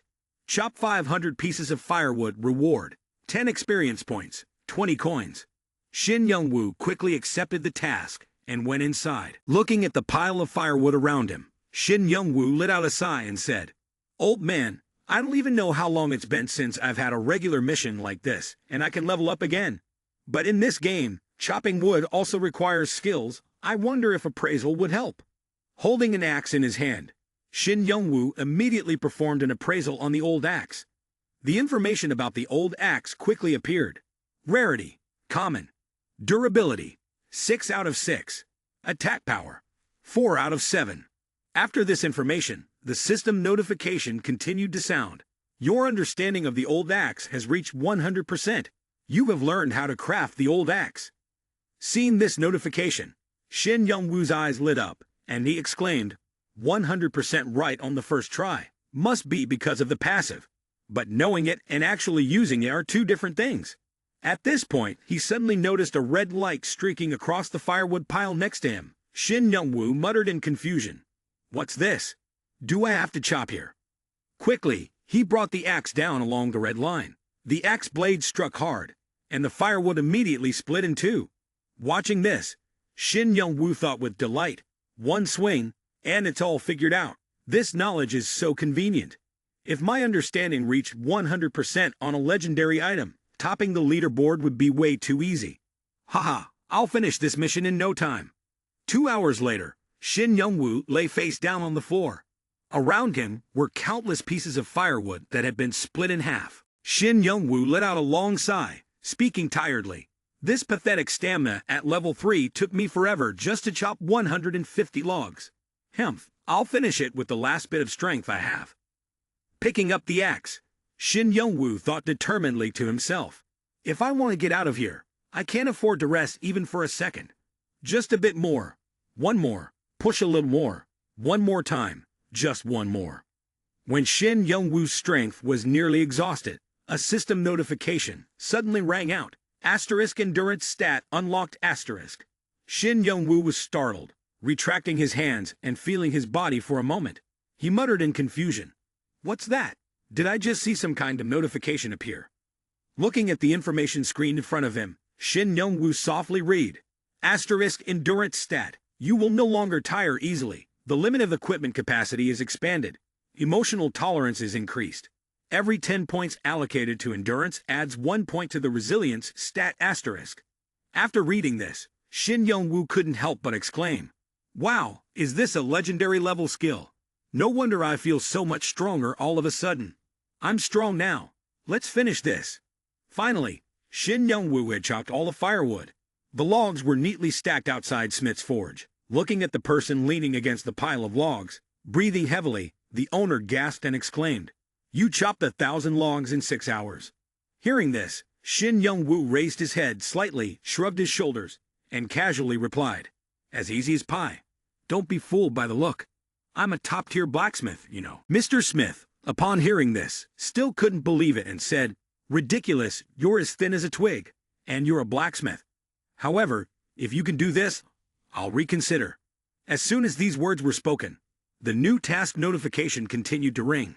Mine iron ore, level E, mine 80 iron ores, reward, 55 experience points, and 50 skill points in blacksmithing. Looking at the task rewards, Shin Young-woo didn't hesitate and immediately accepted it. The 55 experience points would help him return to level 0. Shin Young-woo quickly set off toward the iron ore. Upon arrival, he bent down, breathing heavily, and thought to himself, It took me 3 hours to travel a 30-minute walk, and it almost killed me. It's because I went back to a lower level and foolishly added level 60 equipment. No wonder my speed is slow. I just want to strip it off. After pausing to catch his breath for a moment, Shin Young-woo walked over to the miners and cautiously spoke, Excuse me, I'm here mine ores for Mr. Smith. Upon hearing this, one of the miners turned to speak to his companion. Look at that, he says he was sent by the blacksmith. The person hearing this snorted and said, A puny guy like this? I'm worried he might mess things up for us. Oh well, it's fine. If there's too much work, we can just delegate a bit to him. After they finished discussing, one of the miners suddenly spoke up, giving instructions to Shin Young-woo. Go to that corner over there. Don't bother us. Why did Smith send him here knowing we're so busy? Who has the time to show him every little thing? Shin Young-woo didn't bother to argue. He went to the designated spot, immediately raised his axe, and began digging for iron ore. He dug incredibly quickly, and pieces of shiny iron kept appearing one by one. The miners who had previously looked down on Shin Young-woo were now utterly amazed, exclaiming, How could this be? He's digging up iron as easily as dirt, and he's still wearing armor too. Shin Young-woo didn't stop for a moment. He dug while thinking to himself, My body feels like it's about to fall apart, but my mind is still sharp. He recalled what Boss Smith had said, Stop being so stubborn and leave already. He felt that the man's words were not wrong at all. By now, the sky outside had darkened, but Shin Young-woo was still digging iron, under the astonished gaze of the miners. They could hardly hide their admiration and praised him. I have to admit, he really is amazing. The person next to Mang also nodded in agreement. Yeah, I owe the kid an apology for misjudging him. He's special. No doubt he'll be a great miner in the future. Shin Young-woo remained silent, not responding, and continued to focus intently on mining the iron. After a long while, the system announcement sounded. You have mined 170 iron ores. Breathing heavily, Shin Young-woo heard the notification and immediately let out a loud shout, then excitedly exclaimed, "Stubbornness is my weapon." At that moment, he had reached level 1. The system displayed a new notification. Grid stared at it in shock, finally back at level 1. A regular player's basic stats at level 1 usually only had 22 points, but a successor of Pagma had 165. When including the endurance points just unlocked earlier and the bonus points from being unyielding, the total amounted to 182. Suddenly, Grid exclaimed in panic, "Wait, 40 skill points, 10 points for each level up. So how do I have 40? Grid was stunned. I leveled up to level 4, from level 3 to level 1. Is it a hack? Smith appeared shy like a young maiden and said to Grid, "I'm sorry. I didn't know you were so outstanding. I'm so embarrassed." The system message popped up again. Your friendliness with Smith has increased by 60. Your reputation in Baytown has increased by 200. Grid felt a chill run down his spine. Smith ran over, hugged Grid's arm and said, "Come on, don't be mad at me. We're blacksmiths, after all." Grid shouted in panic, "Old man, get away from me." Grid then said, "Anyway, show me something I can sell for some money. I need cash for a carriage ride." Smith replied, "Here, I've prepared something for you." Then, Smith took out an arrow and said, "Jaffa arrow. This is suitable for beginners in blacksmithing." Grid took the arrow, his expression not too pleased, and said, "Just one arrow. How much can I sell this for?" Smith responded, "Don't be too quick to dismiss it. This is an arrow made with steel mixed with Jaffa. Its effect is to bypass part of the enemy's defense. It's a useful weapon when exploring, especially against golems like the Forest Guardian." Grid was surprised. "Oh, this has potential. Let me appraise it." Grid uses a system of evaluation. The system immediately shows that your understanding of the Jaffa arrow has reached 89%, and you can now use the Jaffa arrow with proficiency. Grid sighs in disappointment. Only 89%. I guess I'll have to dismantle it before I can learn the crafting method. Smith, with a shy expression, speaks up and points. "Let me show you the crafting method. Let's go." Grid feels a chill run down his spine. Does his face always look like that? A moment later, the two arrive at the forge. Smith gets to work, guiding as he goes. First, melt the iron ore by putting it into the furnace. Then, we need to remove the limestone and impurities from the iron as it cools. The molten part will turn into pig iron, but it's not ready to be made into a weapon yet. Before forging the weapon, you need to lower the carbon content in the pig iron during the steelmaking process. Smith wipes his sweat, turns to Grid and says, "Done. That's the process of melting the metal. Now let's practice with Jaffa ore. Adjusting the metal ratio is quite tricky." Grid puts on his gloves and says excitedly, "Of course I have to try." Then Grid starts working. I've been carefully observing the blacksmith's movements. Even though this is a reality-based game like Satisfy, learning is still fairly easy. Moreover, I have some effect that simplifies the profession for me. These marks are the direction and intensity of the bellows. In less than 5 minutes, I've already heated the furnace. The system suddenly displayed. The hair of Pagma is sensitive to temperature. You can precisely adjust the temperature of the furnace. Grid, while working, exclaimed, "Wow, there's even a window showing the exact temperature level. With this, it would be strange if I failed." The system displayed a message. "Mission complete." Grid happily exclaimed, "This is too easy." Smith looked at him with admiration. Grid stood behind him and said, "This is amazing." Grid was startled and stepped back. "Old man, don't scare me." Smith said, "Everything is perfect, even though you've never done this before." Smith complimented him. "You are no longer just talented. It's like we're witnessing the rebirth of Pagma." Grid secretly smiled. "Heh, not really rebirth. More like hair." Smith continued to guide him.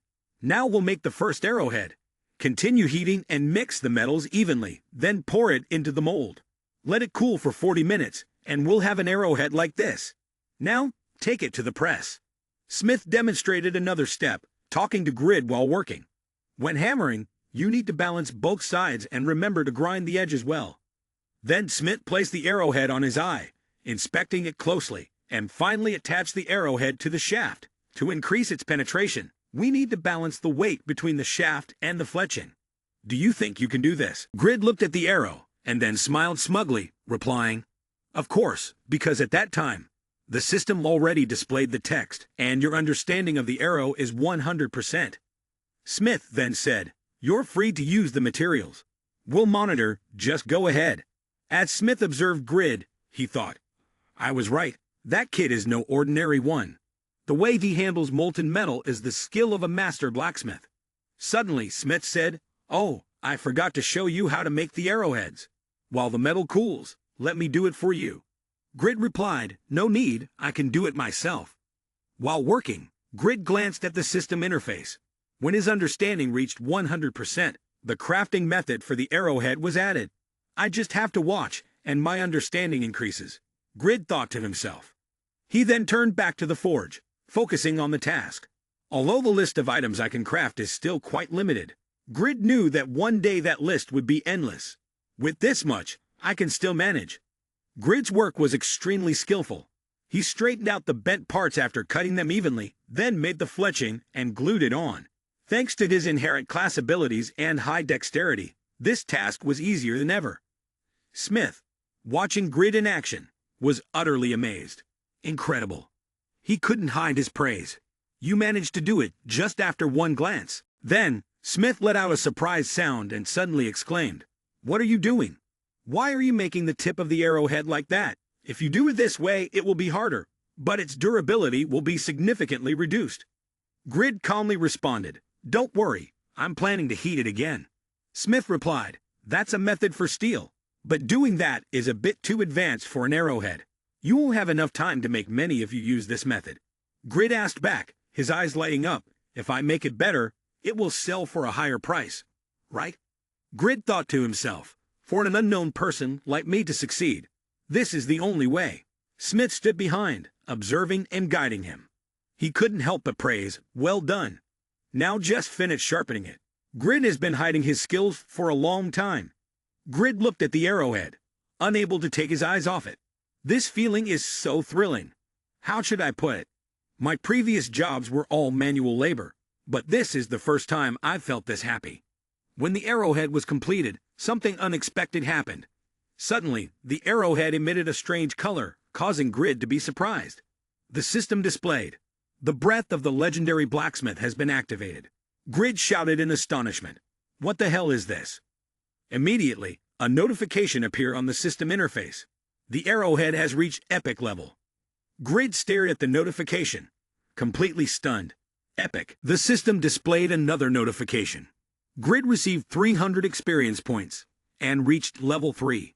All of his stats increased by 4, and his reputation rose by 80 across the continent. Grid was stunned, ignoring the level up notification, and said, "This arrow is epic level." Smith patted Grid's shoulder in praise. "That's amazing. You're still just an apprentice, and you've already crafted an epic level arrow. Aren't you excited?" Grid, dissatisfied, turned back and grumbled at Smith. "This should have been an epic level sword I forged." Smith, helpless, asked, "What's with that unhappy expression?" Grid calmly thought for a moment, then said, "Now that I think about it, none of the arrows exceed 40 attack power. Not to mention, this has the innate ability to completely bypass defense." Grid looked at the arrow and proudly thought to himself, "My skill effect is ridiculously strong. Just this one arrow alone is already stronger than most level 2 weapons out there." A few days later, Smith, with a hint of reluctance, said to Grid, "What a shame. You can't stay a bit longer. Are you leaving so soon? Don't worry, if fate allows, we'll meet again." Smith then handed Grid a bag of items and said, "You deserve these. Take them." The system displayed a notification. Grid has received 100 Jaffa arrows and 3 Jaffa bars. Grid smiled as he received the gift, suddenly thinking, could it be because of his high level of friendliness? The old man is surprisingly generous. Grid said to Smith, "You've taken such good care of me. I'm truly grateful for everything you've done." Smith blushed and shyly replied, "It would be nice if we could stay together." Grid shuddered and yelled, "Old man, shut your mouth and stop with the tsundere act." Grid carried the arrows on his shoulders and thought to himself, although this gift is valuable, Carrying it all the way to the town will be cumbersome. If I can sell them, I'll have enough money to leave here. Afterward, Grid bid farewell to Smith and left, saying, "Starting today, I, Grid, will bring extraordinary items to this game." At the Forest Guard raid, the guards were currently fighting against stone monsters. Jishuka shot an arrow and exclaimed, "These idiots didn't even listen to my warning." She then called out to each of them by name. "If you want to live, move your feet." Sedaka, Rigas, Tobin, Vantner. Looking around, Jishuka clicked her tongue in frustration. "We only have a few of our own left, and we've barely encountered the boss, and they're all dead. The damage is overwhelming. Still, we've completed the mission. So, what did I manage to collect?" Someone answered, 30 black iron ores, 7 orichalcum ores, and 1 blue orichalcum ore. "That's it." Regis spoke up. "The amethyst shield has a low drop rate. Is that okay?" Vantner replied, "At least we have some blue orichalcum now. We've been fighting all day, and it's nothing but loss after loss." Jishuka asked Tobin, "How many people have fallen?" Tobin answered, "Including guild members, it's 75. While the main force is dealing with the boss, the golems are attacking from behind, which is putting us at a disadvantage." Jishuka, visibly frustrated, gritted her teeth. "This S-rank quest is even harder than we imagined. We need to find another way." In Barren Village, Jishuka sat down and spoke to the members of Tzedaka. "This is our 4th raid, and the results are still bleak. For the players, the value of the Elder Forest Guardian is steadily decreasing. At this rate, the quality of our forces for the next battle will be significantly lower. Tzedaka was a guild formed by high-ranking players, but due to their small numbers, their influence wasn't great. Before the game Satisfy was released, the 17 members had fought side by side in the game LTS*. Because of their limited numbers, they often had to team up with other players for hunts. However, this method always had its limits. Tobin said, "How about we just skip that quest for now and focus on getting stronger? I'm fine with whatever, as long as I get to fight." Regis responded in the same way as Tobin, while Vantner said, "Let's take it slow and progress step by step." Jishuka replied, "All right." After that, Jishuka stood up and said, "I command all Tzedaka members to focus on leveling up and enhancing their equipment within 3 months. Anyone who fails to level up at least 15 levels will be punished." Regis felt a sense of dread upon hearing that, as Jishuka had said that for him, Regis would have to level up 20 levels. Vantner chuckled, "Tough luck, huh? You know how she is, right? You're really gonna be in trouble." That afternoon, Jishuka went to an auction house and said to the person there, "Show me the Jaffa arrows." Jishuka thought to herself, "The guild's condition is really poor right now.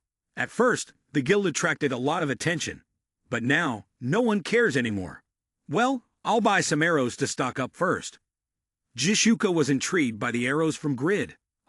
Is this guy stupid? He's selling arrows for 3 times the market price. Suddenly, Jishuka's expression changed. Purple color, Artie's epic grade. Jishuka was greatly surprised. No, it can't be. Jishuka clenched her fist so tightly that her whole body trembled, recalling that she had once commissioned arrows from every blacksmith. But no, I've never even heard of such arrows. Moreover, their properties are like hacks. This could be a key weapon in any high-level battle. I need to bid on them right now. But who could have made them? If it's not the top 2 blacksmiths, Panmer and Stang, could someone have surpassed them? At the restaurant, Regis despondently complained to Vantner, "Oh my, how can I level up 20 levels in just 3 months?" Vantner responded after thinking for a moment, "You know Jishuka's personality. When she says she'll kill us, she's probably serious." Vantner handed Regis a large drumstick, his gaze indifferent as he said, "I'll pay for your last meal." Opening his mouth, Regis felt a chill. "Vantner, don't scare me anymore." At that moment, a notification from Jishuka appeared in front of Vantner. A guild notification. Self-proclaimed saying we need to find a blacksmith. The system message continued. Find blacksmiths in the top 100 whose character level is lower than their skill level. Regis stood up, slammed the table, and shouted, "But she just said we need to level up. This guild leader is outrageous." Another notification appeared. "If you're so tough, go beat her." Regis immediately changed his expression, holding a teddy bear and muttering, Good boy. You know Revis is being good, right? Vantner helplessly looked at Revis. Have you read the message? That player's level is huge, and it only took less than a second to notice the notification. That player has the skill that can help us finish the Old Forest Guardian quest. Seeing this, Vantner smiled and said, she sounds pretty confident. Let's go find that person. Meanwhile, Jishuka hurriedly walked while thinking. Our guild has members who reached the top 3 in their class in just half a year. Because of that pride, we do not accept new members. Although we are not as famous or influential as other large guilds, our strength is recognized by everyone, and we even hold power in our hands. That is us, said Akka. Jishuka thought about Grid's arrow. If he is better than both Pammer and Stang, it means his equipment is far superior to basic gear. Every guild on the continent will definitely go crazy trying to hunt him down. We need to get ahead of them. Huh? Really?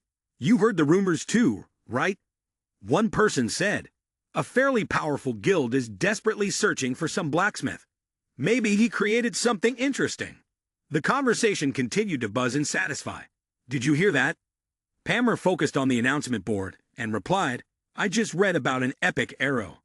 Pammer thought to himself, made by a master blacksmith with extraordinary skill and talent, but lacking in experience and reputation.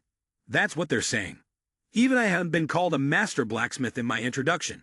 Although it's only been twice, I'm still a first to create an epic item. I thought I was the one who put in the most effort. So who the hell is this guy? Grid had now returned to the real world.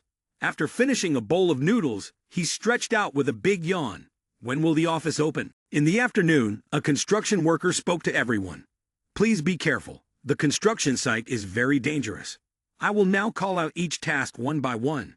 The Shinwoo building construction site was looking for 4 workers. Grid was about to raise his hand to volunteer when someone cut in. Grid thought to himself, how rude. Can't that guy show a little consideration for younger people? The worker then said, next, I need 3 experienced roofers. Before Grid could say anything, he was interrupted again. Grid got angry and shouted, you old men, I'm trying to make a living here. Stop fighting over this. How come you guys, old as you are, act like children? The worker sighed, come on, we shouldn't be arguing here. Now, the job is pulling 110,000 volts of electricity for each person. Grid silently thought to himself, I don't need that job. I tried it last year, and the result was getting electrocuted. The medical bills were higher than the salary. Suddenly, someone stepped up and raised Grid's hand. Grid, still confused, stared blankly and asked, huh? The worker pulled Grid away. Come on, we'll have a lot of fun. Grid angrily shouted, hey, you bald guys. The next day, Grid tiredly said to his family, I'm leaving.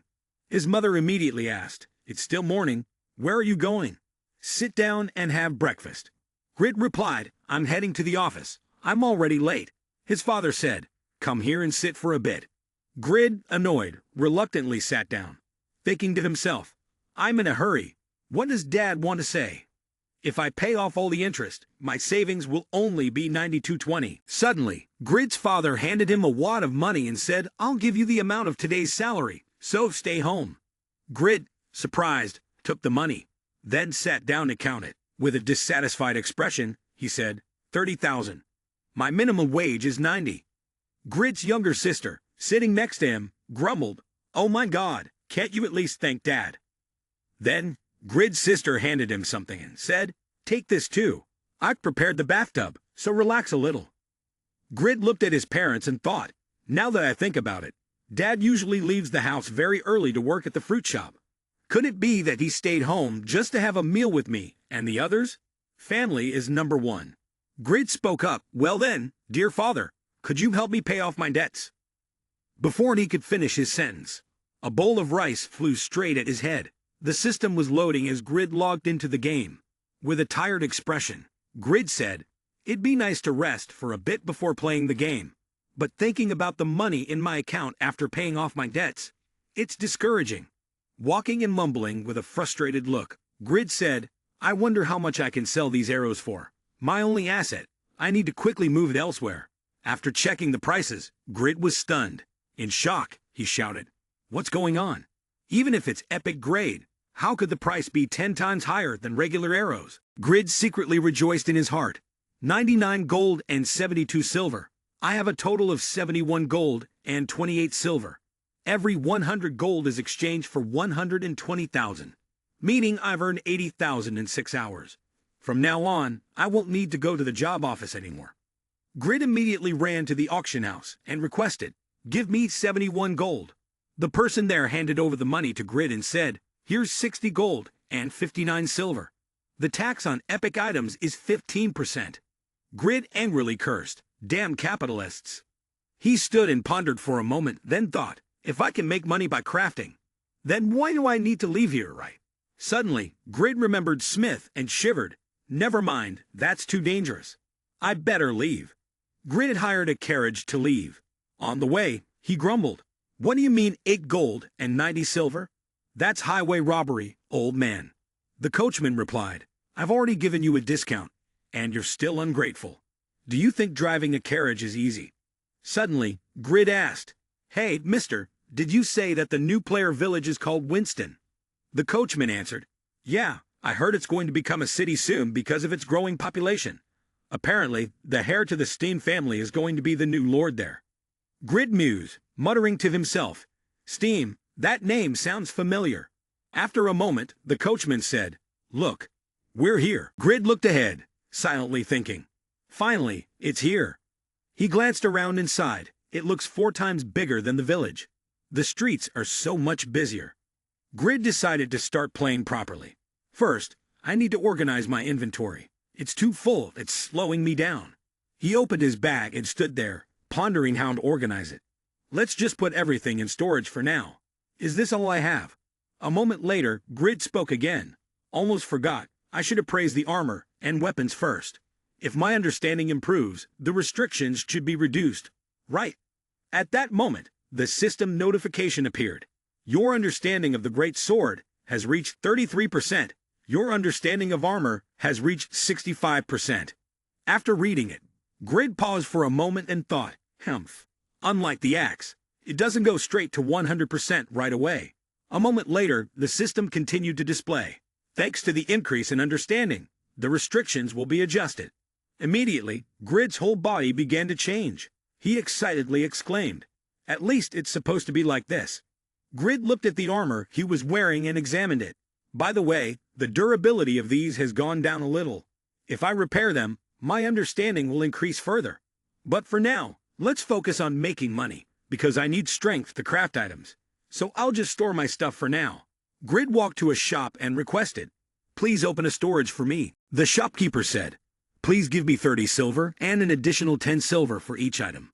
Grid muttered, annoyed, "Money, money, every time they open their mouths. It's money." After receiving the inventory, Grid thought, maybe I'll just store the armor and the sword for now. I'll carry this epic great arrow as a souvenir. It feels like a waste of 10 silver to store just 1 arrow. Once Grid had packed everything away, he cheerfully bounced around, feeling as if he could fly. All right, let's go find the blacksmith's shop while it's still hot. Grid walked out into the street, looked around, and began assessing everyone. Looking at their gear, Grid guessed this area was filled with beginners. Meanwhile, over here, the equipment seemed to vary in level, so this must be the area for all levels. The blacksmith's shop should be around here, right? A little while later, Grid found himself in front of a blacksmith's shop. He exclaimed in amazement, "It's huge. The blacksmith here must be at least a professional level, which means I'll get special treatment." Grid opened the door and stepped in, saying hello. Then Grid looked around in surprise. Why is it so empty? Suddenly, a voice called out, "Who's there?" Grid peered around. It seems like there's someone here after all. An old man sitting up from his bed asked, "What brings you here?" Grid, with a confused look, replied, I came to ask about the most expensive item you make here. Could you help me, please?" The old man rubbed his head, sighed, then looked up at Grid and said, "The Miro Corporation is undercutting prices, selling tons of items at prices lower than the market, which is why we haven't been able to do any business here for a while. In other words, this place has closed down." Grid was surprised and exclaimed, "What?" Grid's face showed clear discomfort. This was such a hassle. He then asked, "Old man, Are there any blacksmith shops nearby? Before the old man could finish his sentence, someone shouted from outside, "Hey, old man!" A group of people confidently walked in, still no decision. "I told you to hand over the building while we're still being patient." Grid's face grew even more displeased, thinking to himself, it's no longer just a nuisance. It's become a problem. The group pulled out a business contract and said to the old man, "Sign it and hand over the building. Our patience has limits." Grid was taken aback. A business transfer contract for a blacksmith shop. Isn't Miro Corporation a huge and well-known company? Grid immediately thought of slipping away, even though he didn't understand what was going on. It was probably best to leave before things got complicated. Suddenly, one of the men glanced at Grid and said, You saw the contract, didn't you? Where do you think you're going? Bastard, are you a spy for Scanner Corporation?" At that moment, Grid's face was not looking good as he thought to himself. He's a gangster hired by the Miro Company. Sometimes, NPCs will kill players without caring about the rules. Grid observed the group of people and silently assessed. These guys seem to be level 35. I shouldn't oppose them, and should act cautiously. Grid scratched his head and forced a smile, saying, "Haha, that's not it. I just arrived in Winston Village and didn't know this blacksmith shop was closed." The man looked at Grid and said, "That's true. You wouldn't be able to do anything with that weak body of yours. Just go." The old man held up the contract and exclaimed, "You stupid criminals, you are ending a tradition that has been passed down for 7 generations. One of the thugs shouted, "Ha, look at that tone. Do you have any idea how much suffering we've endured because of you? You should give us half of the money you made from that contract to make us understand, right?" Grid looked at them with a judging gaze. Even though the old man had said he would sign it, the group said, "Isn't your only son dead from illness? Don't be so stubborn, or is this the grave of your son?" The old man shouted, "Don't mention my son with your filthy mouths." Grid was about to leave, but then thought, no need to care. You're not a hero. Just leave. This is beyond your reach. But will that old man be okay? Suddenly, the system activated the mission, the blacksmith's fury. Grid was greatly surprised. What? A mission in this situation? The mission required the elimination of Miro's henchmen. The reward was an improvement in Blacksmith Khan's symptoms of alcoholism, maxing out intimacy, and unlocking a skill. If failed, Blacksmith Khan would die, and the mission related to him would be permanently cancelled. Grid thought for a moment. The reward for accepting the mission is a skill. If it's an elusive skill, I'll definitely take it. What are the chances of success? Grid reviewed the system. First, it will be the legendary blacksmith's perseverance skill, and a passive skill that makes the player invincible for 5 seconds when their health drops to the minimum. Plus, I have level 20 equipment. What the problem is, I left all my gear in storage, so right now, I don't have a weapon. Suddenly, Grid remembered something. Wait a minute, I do have one, and it's an epic item. Grid gripped the arrow tightly in his hand. Although the damage is weak, as long as it can pierce through the opponent's defenses, I still have a chance of winning. A moment later, Grid spoke to the thug. You really shouldn't treat an old man like this. The thug turned around and asked, What? The old blacksmith was shocked. Why? The thug asked Grid, Why are you still here? Grid took his stance, aimed the arrow at him, and replied, Even if you were a creditor, you shouldn't cross someone else's line. You damn idiot. They shouted angrily. What the hell? You idiot. Even though we spared your life, are you crazy? What do you plan to do with that arrow? You better shut up and get out of here. Grid responded with immense confidence, taunting the group. That's not all. I've just acquired another weapon. Enough talk. Let's fight. They immediately charged at Grid. Grid swiftly dodged and retreated, thinking, when did low-level warriors become this fast? I need to regain the initiative. Looking around, Grid spotted a staircase in the distance, and then noticed how narrow it was. He quickly ran up the stairs. The group followed closely, shouting, Damn kid. One of them raised his weapon and shouted, What are you going to do with that arrow? At that moment, Grid activated the skill fury of the blacksmith, landing a critical hit and stabbing the arrow straight into the man's body. The group was stunned, their mouths agape. What the hell? That guy? In pain, the man yelled, Damn it, for an arrow. Grid smirked, saying, Did you see that? It looks like an ordinary arrow. Maybe your eyes are just for decoration. At that moment, the system displayed. Skilled Fury of the Blacksmith activated. Attack power and attack speed increased for 20 seconds. Then, the system began the countdown. Grid looked at the arrow and thought, perfect, I've managed to trigger 2 skills, thanks to the increased attack speed. Moreover, the skill that ignores defense has been activated. With the added critical damage, I killed him in 2 strikes. The system continuously displayed notifications. Grid has leveled up and gained reputation. A moment later, the system announced, Grid has reached level 8. Grid was stunned and exclaimed, OMG. He was incredibly surprised when he read the system's notification. He had leveled up by 5 levels just by killing a level 35 enemy, and now his skill points had increased to 110. Grid turned to look at the crowd rushing towards him and started to think. These guys may have high attack power, but their defense is weak. To defeat them, I need to allocate points into strength and agility. Finally, Grid made his decision. Only 4 left, all in bed. One of the 4 rushed to attack Grid. Fortunately, he managed to dodge. Grid immediately used his skill, taking the opportunity to eliminate one more. Then, Grid thrust the arrow, imbued with power, into the enemy's back, causing him to scream in pain and fly backward. His allies managed to catch him in time. An ally shouted, Praga, are you okay? At this point, they were all sweating profusely, but still tried to force a response. What? Is that all? That's not enough to kill me. The last hit must have been just a fluke. Another ally standing next to him said, but his speed is too fast, and we can't use large weapons to fight him from here. Grid saw that his attack still wasn't enough to take them down. He thought slowly, even after boosting my stats, they still haven't died. I'm still too weak. This time, the critical hit effect didn't even trigger. The leader of the gang spoke provocatively. Stop hiding up there. If you're tough, come down here and play. Grid had no choice but to step down. There was no escape, so he had to fight face to face. The others laughed smugly. Hey, resistance means death, boy. Grid observed them and began to think.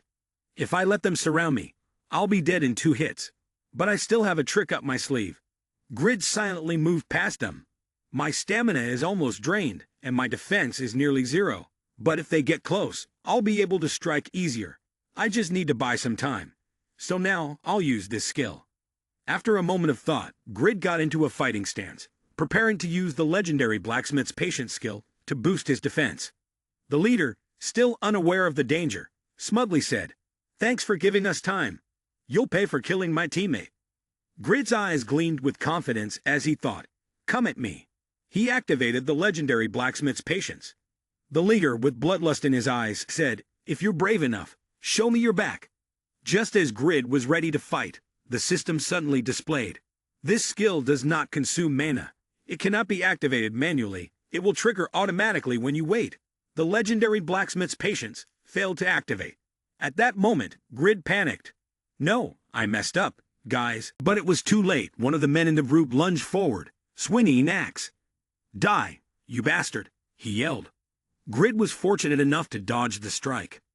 This move isn't right, he thought to himself. So this skill also requires activation conditions.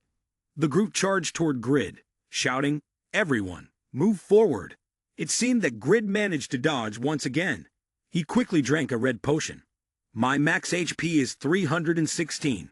Yet I had to use a mid-tier potion to recover 1500 HP. He sighed. It takes 20 seconds to use another potion.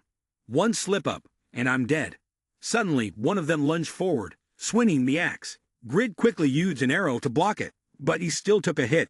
The group continued to swarm and attack him, forcing him to constantly dodge. Damn it, this is the end, Grid thought to himself. Immediately, he took out a mid-tier strength potion, which boosted his strength by 50% for 5 minutes. Then, Grid also drank a mid-tier agility potion, which increased his speed for 5 minutes. After drinking them, Grid seemed to regret the cost. 10 gold per potion. That's about 10,000. I just blew a fortune on this B rank quest.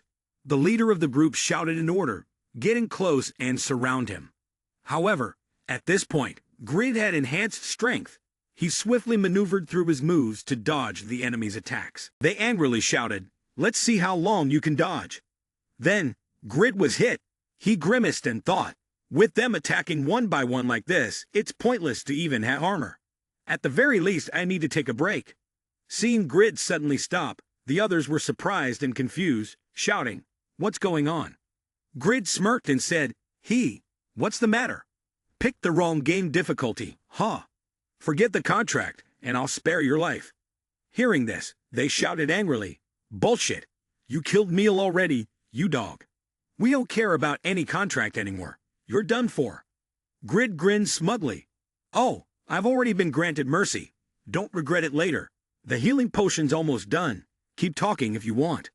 One of them pointed a finger at Grid's face and said, "Stop babbling. The only one who's dying today is you." He mocked. "Grid, look at you. What can you do with those legs?" Suddenly, Grid rushed forward and, in the blink of an eye, executed a move that took him down. The man was in so much pain he couldn't say a word before disappearing. The others panicked, calling for their comrades, and then turning to curse at Grid.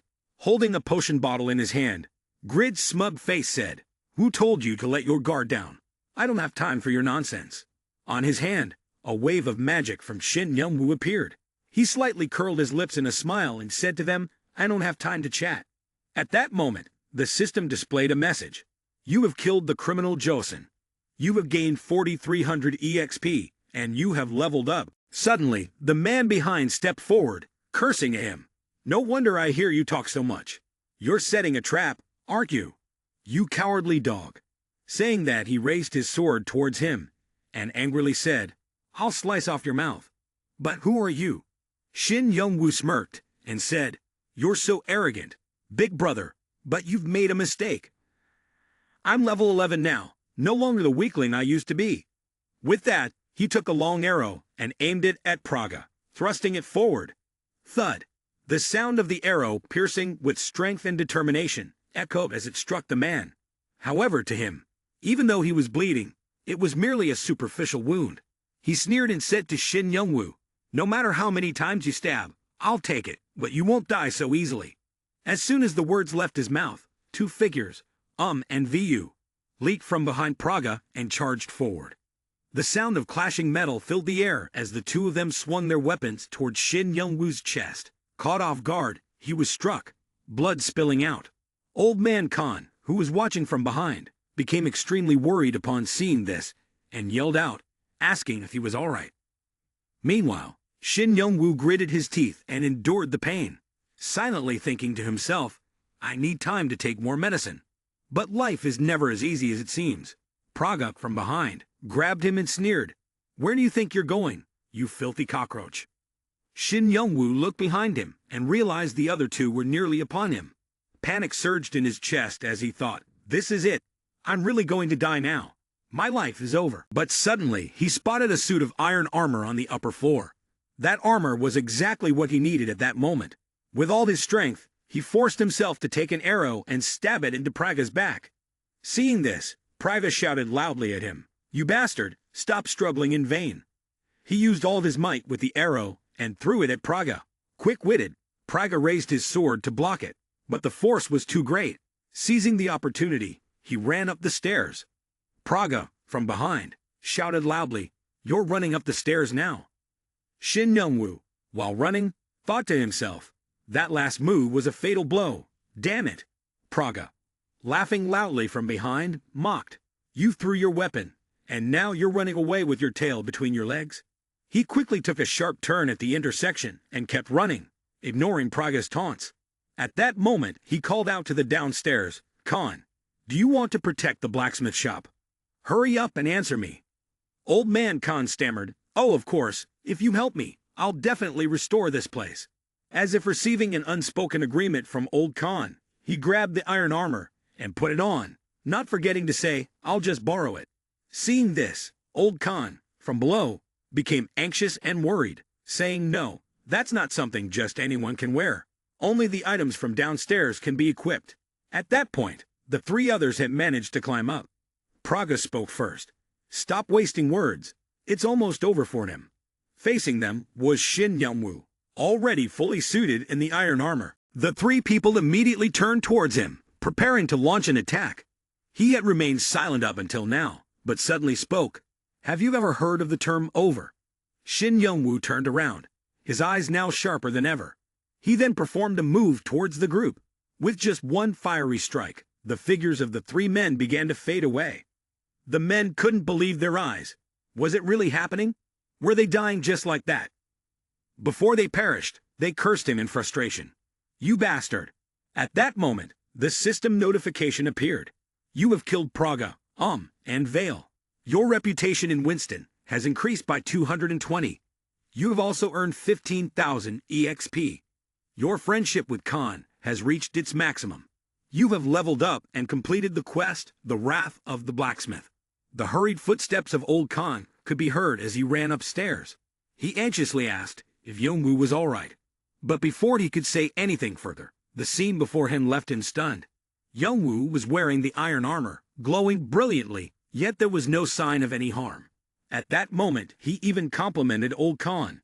"The feeling of wearing this iron armor is absolutely amazing." He then asked him, why was such an amazing piece of armor left in a dusty corner like this? The system then displayed information about the iron armor. First was the sword named Dainsleif. This was a rare, unique copy. It required level 250 or higher to use, with strength over 1800. One must also be proficient in advanced sword techniques. It was crafted by Albertino. Hearing the system notification, Shin Yongwu couldn't help but praise. The person named Albertino is truly impressive. Old Khan, upon hearing this, was surprised and asked, "Young man, do you actually recognize the value of these items? You even know the name of the person who created them?" Shin Yongwu awkwardly scratched his face and replied, "I can tell just by looking." But after answering, he looked up and saw that old Khan had collapsed unconscious on the floor. He thought to himself, is the old man suffering from high blood pressure or something? Why did he suddenly pass out like that? But I guess it makes sense. He's old and still addicted to alcohol. I'll have to tell them to be more careful next time. Anyway, I've completed my task already, so there's no need to meddle further. It's time to move on to my next mission. He paused for a moment, suddenly remembering something. His chain quest wasn't finished yet. He hurriedly shouted to wake old Khan. "Old man, wake up. Don't foam at the mouth. Just give me the quest and then faint again if you want." Meanwhile, at the Valmont mansion, the man was shouting at his subordinate. "What? The thugs we hired from the blacksmith shop have gone missing? Did they take the money and run?" The man standing opposite Valmont, carefully and cautiously, said, "I'm sorry, it's my fault for using them, but—" Valmont, unable to contain his impatience, shouted, "But what? Can you take responsibility for this now?" He then straightened his face and continued, "As a businessman, you can't afford to lose. Give me back the money for hiring them, and the compensation for the damages." He trembled, stammering, I don't have that much money. Please, give me another chance." Valmont coldly replied, "Beal, if you don't have the money, go earn it yourself. Your family must be doing well in the slave market, right? That's enough. Take him away." The man was dragged out without further words. Once the task was done, Valmont turned to the person in front of him and asked, "Rabbit, exactly what happened?" Rabbit, Valmont's consultant, immediately responded, "Sir, I'm not sure. I'm certain they went to the blacksmith shop, but after that, they disappeared." Valmont coldly said, "We need to take over the entire blacksmith shop in this village. All this for that small shop. And where is Khan?" Rabbit thought silently. He just ruthlessly dismissed a loyal servant of nearly 10 years. Valmont truly is a man of pride and cruel to the core. Despite his thoughts, he gently answered, 2 hours ago, someone saw an unfamiliar man taken to the clinic." Valmont questioned suspiciously, "An unfamiliar man? He must have learned something. We've been selling weapons at a low price, making deals just to steal that blacksmith shop. Yet we still let him live in a miserable state. I can't let this opportunity slip away. Rabbit, I'm giving you full authority to handle this." "Understood, sir." At this moment, he was in the dining room having lunch. While eating, he smiled with delight. "I've only killed a few people and already reached level 21, and there's even a chance to get a quest chain." Thinking of this, the joy filled him so much that he hummed a song while eating. "If I can get that sword and armor set, I'd definitely be a millionaire. Just thinking about it makes my mouth water. I have to say, Dainsleif and Valhalla are both unique items. They're like trash. In fact, the trash hasn't been crafted yet, but it has the potential to be a legendary tier. However, Dainsleif and Valhalla can be traded, and requesting them as equipment isn't as unreasonable as trash. He suddenly remembered that old Khan was still lying in the clinic, but he would probably be fine. He muttered to himself, "Old Khan, don't die. My success depends on you." With that thought, he immediately cast the teleportation spell and appeared at Song's clinic, where old Khan was being treated. At that moment, old Khan had just been checked by Dr. Simon. Seeing him, old Khan asked in surprise, "You're here?" He turned to Dr. Simon and immediately asked, "How is he?" Dr. Simon smiled and replied, "His blood pressure is stable. He can be discharged. As long as he stops drinking, his health should be fine. Perhaps he's been blessed by God." Old Khan then spoke up. "You said your name is Grid, right? It seems I owe you a debt of gratitude." He smiled and replied, "I only help when I see someone in trouble. Now, pay the medical bills, and let's go home together." At this moment, old Khan stammered, I'm sorry, but I've run out of money." He was startled by this, and before he could collect himself, Dr. Simon, who had been behind him, stepped forward and said, "Now, you either pay up with gold, or the Lord will stick a syringe in your backside." Hearing this, he trembled and said, "The Lord, how can his blessing be so brief?" After paying the medical bill, the two of them stepped outside. Old Khan immediately grabbed both of his hands, and with gratitude said, "Thanks to you, I now have hope. I almost had to sell the 7-generation family business." He supported old Khan and said, "I've only helped within my means. Now let's go, I'll help you get back and rest." After a pause, he added, "If you had let the blacksmith shop fall into their hands, alcohol would have probably killed you soon. Luckily, I'm here, or you wouldn't even have made it to the clinic." Old Khan nodded in agreement, saying, "That's true. I wish I could repay you properly." With that, he was surprised to see the young man leading him to the suit of armor and sword. Turning around, he saw the young man's fascinated expression and pleading look. He became alarmed and said, Wait a minute, I can't give you that." Hearing this, the young man quickly lunged at him, shouting, "Who saved your life?" "It was me. I'm your benefactor." The old man awkwardly turned his head away and said, "Please understand. These are all family heirlooms that my family has protected for generations. Dainsleif and Valhalla are cursed items. Because no one has the ability to control the power within them, they have been gathering dust here for hundreds of years. But in the year 130, someone recognized their value. It was none other than Pagma, and it was Pagma who donned the armor and wielded the sharpest of swords. It's no exaggeration to say that he became one with the equipment. There were even rumors that with his strength and fluidity, his sword intent could tear the very sky apart and summon thunder. Our ancestors knelt and begged him to take Dainsleif and Valhalla. Upon hearing this, you thought to yourself, so Khan is a descendant of that master blacksmith. Curiously, you asked, did Pagma agree? Khan placed his hand on Dainsleif and Valhalla and responded in a low voice. No, he refused. But he said that one day their true master would appear, and you have appeared. Khan turned to look at you, his expression serious as he asked, "How can you equip them?" "Depending on your answer, I will make my decision." Inside, you couldn't help but feel a rush of excitement. "This is the flag leading to a quest chain. I have to take it right away." He then strongly declared, "To be honest, I do resemble Pagma in some ways." Old Khan was surprised. "Pagma? No way. Does that mean you are the heir of Pagma?" He proudly replied, "Yes, that's right." At that moment, a notification suddenly appeared in the system. Professional mission. Heir of Pagma has been initiated. A series of professional tasks appeared. Follow Pagma's sword path and gather all the legends about him. No time limit. If you accept the legendary profession task, you will never be able to change your class again. Completion conditions. Must complete the entire task chain. Rewards upon completion. Unknown. First profession task. Pagma's sword intent. Completion conditions. Master Pagma's sword technique. Task reward. A copy of Dainsleif. Information unclear. Back to reality, he looked at Old Khan in surprise and asked, "Aren't you going to give me the item?" Old Khan calmly replied, "Please understand, but I need proof." In his heart, Old Khan thought, "Am I facing the descendant of a legend, just like how our ancestors once met him?"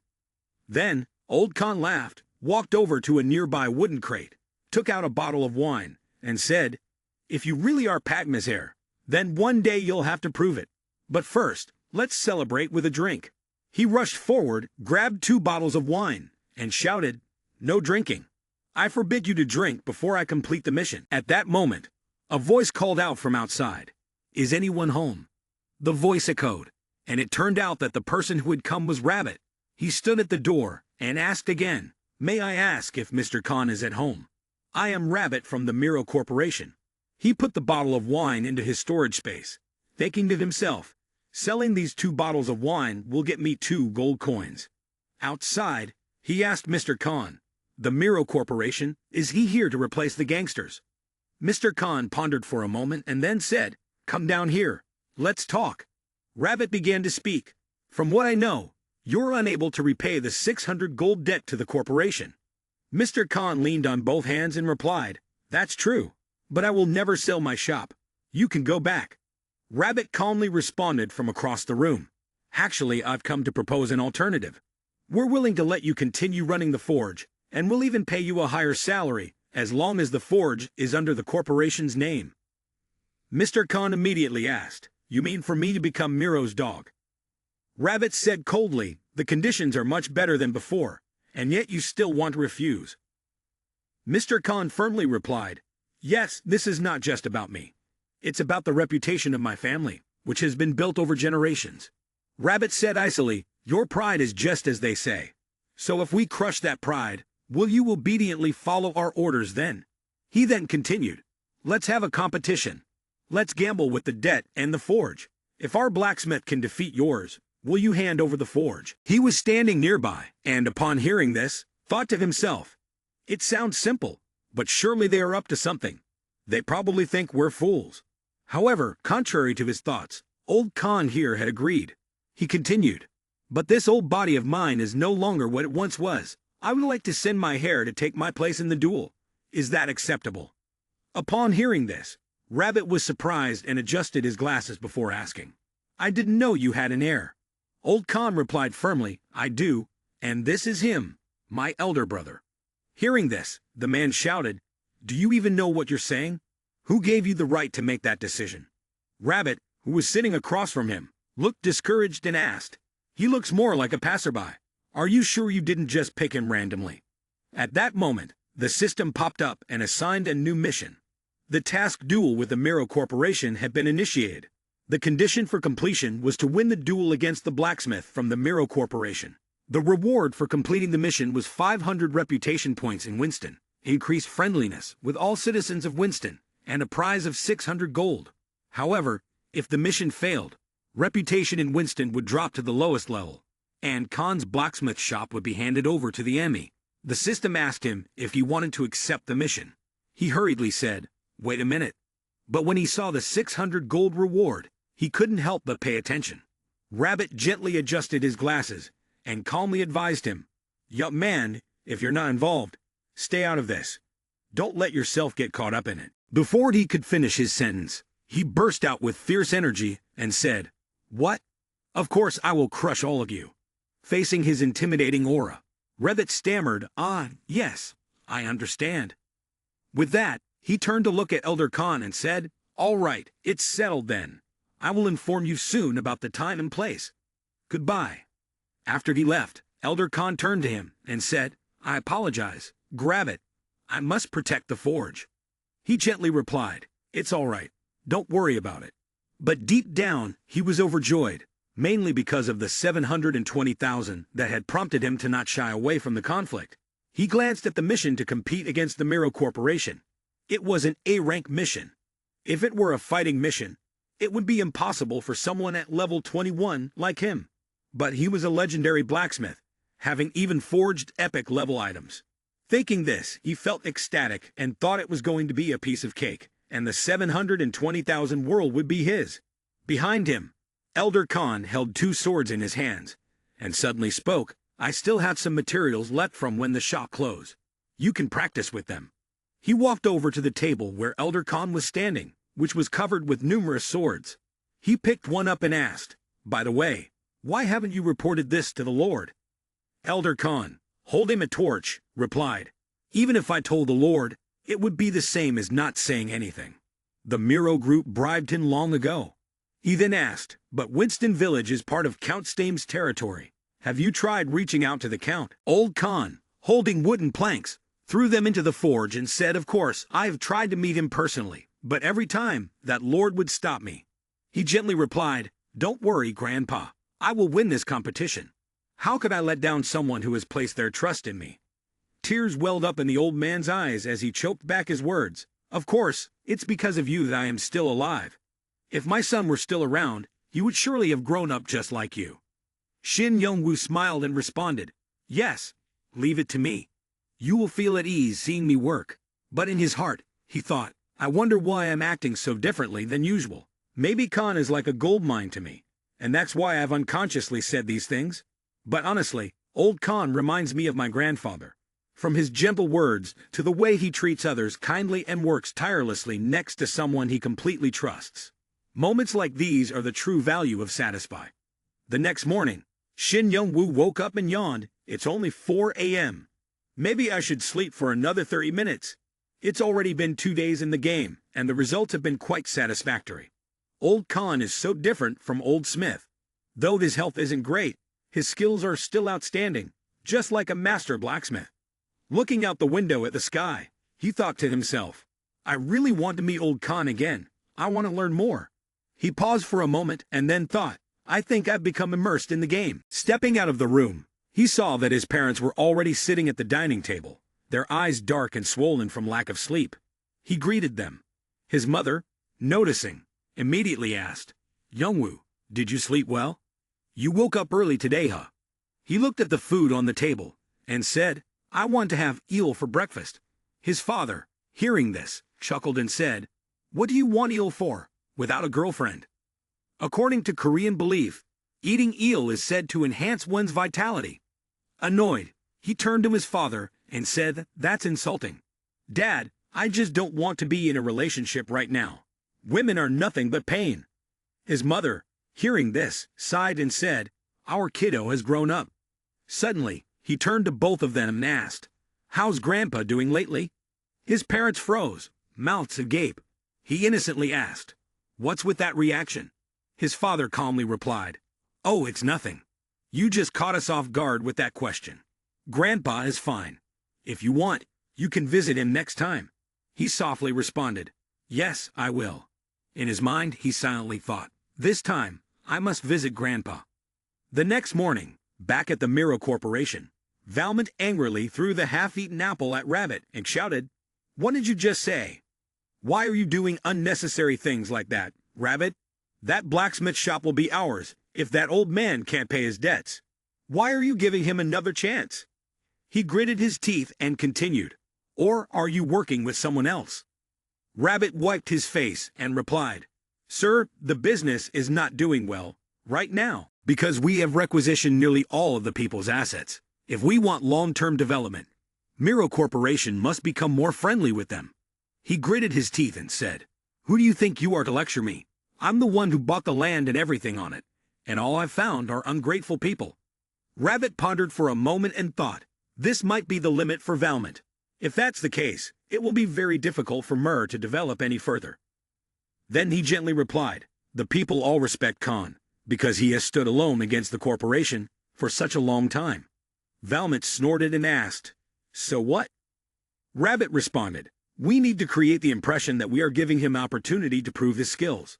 Only by doing this can we build a good image for the corporation.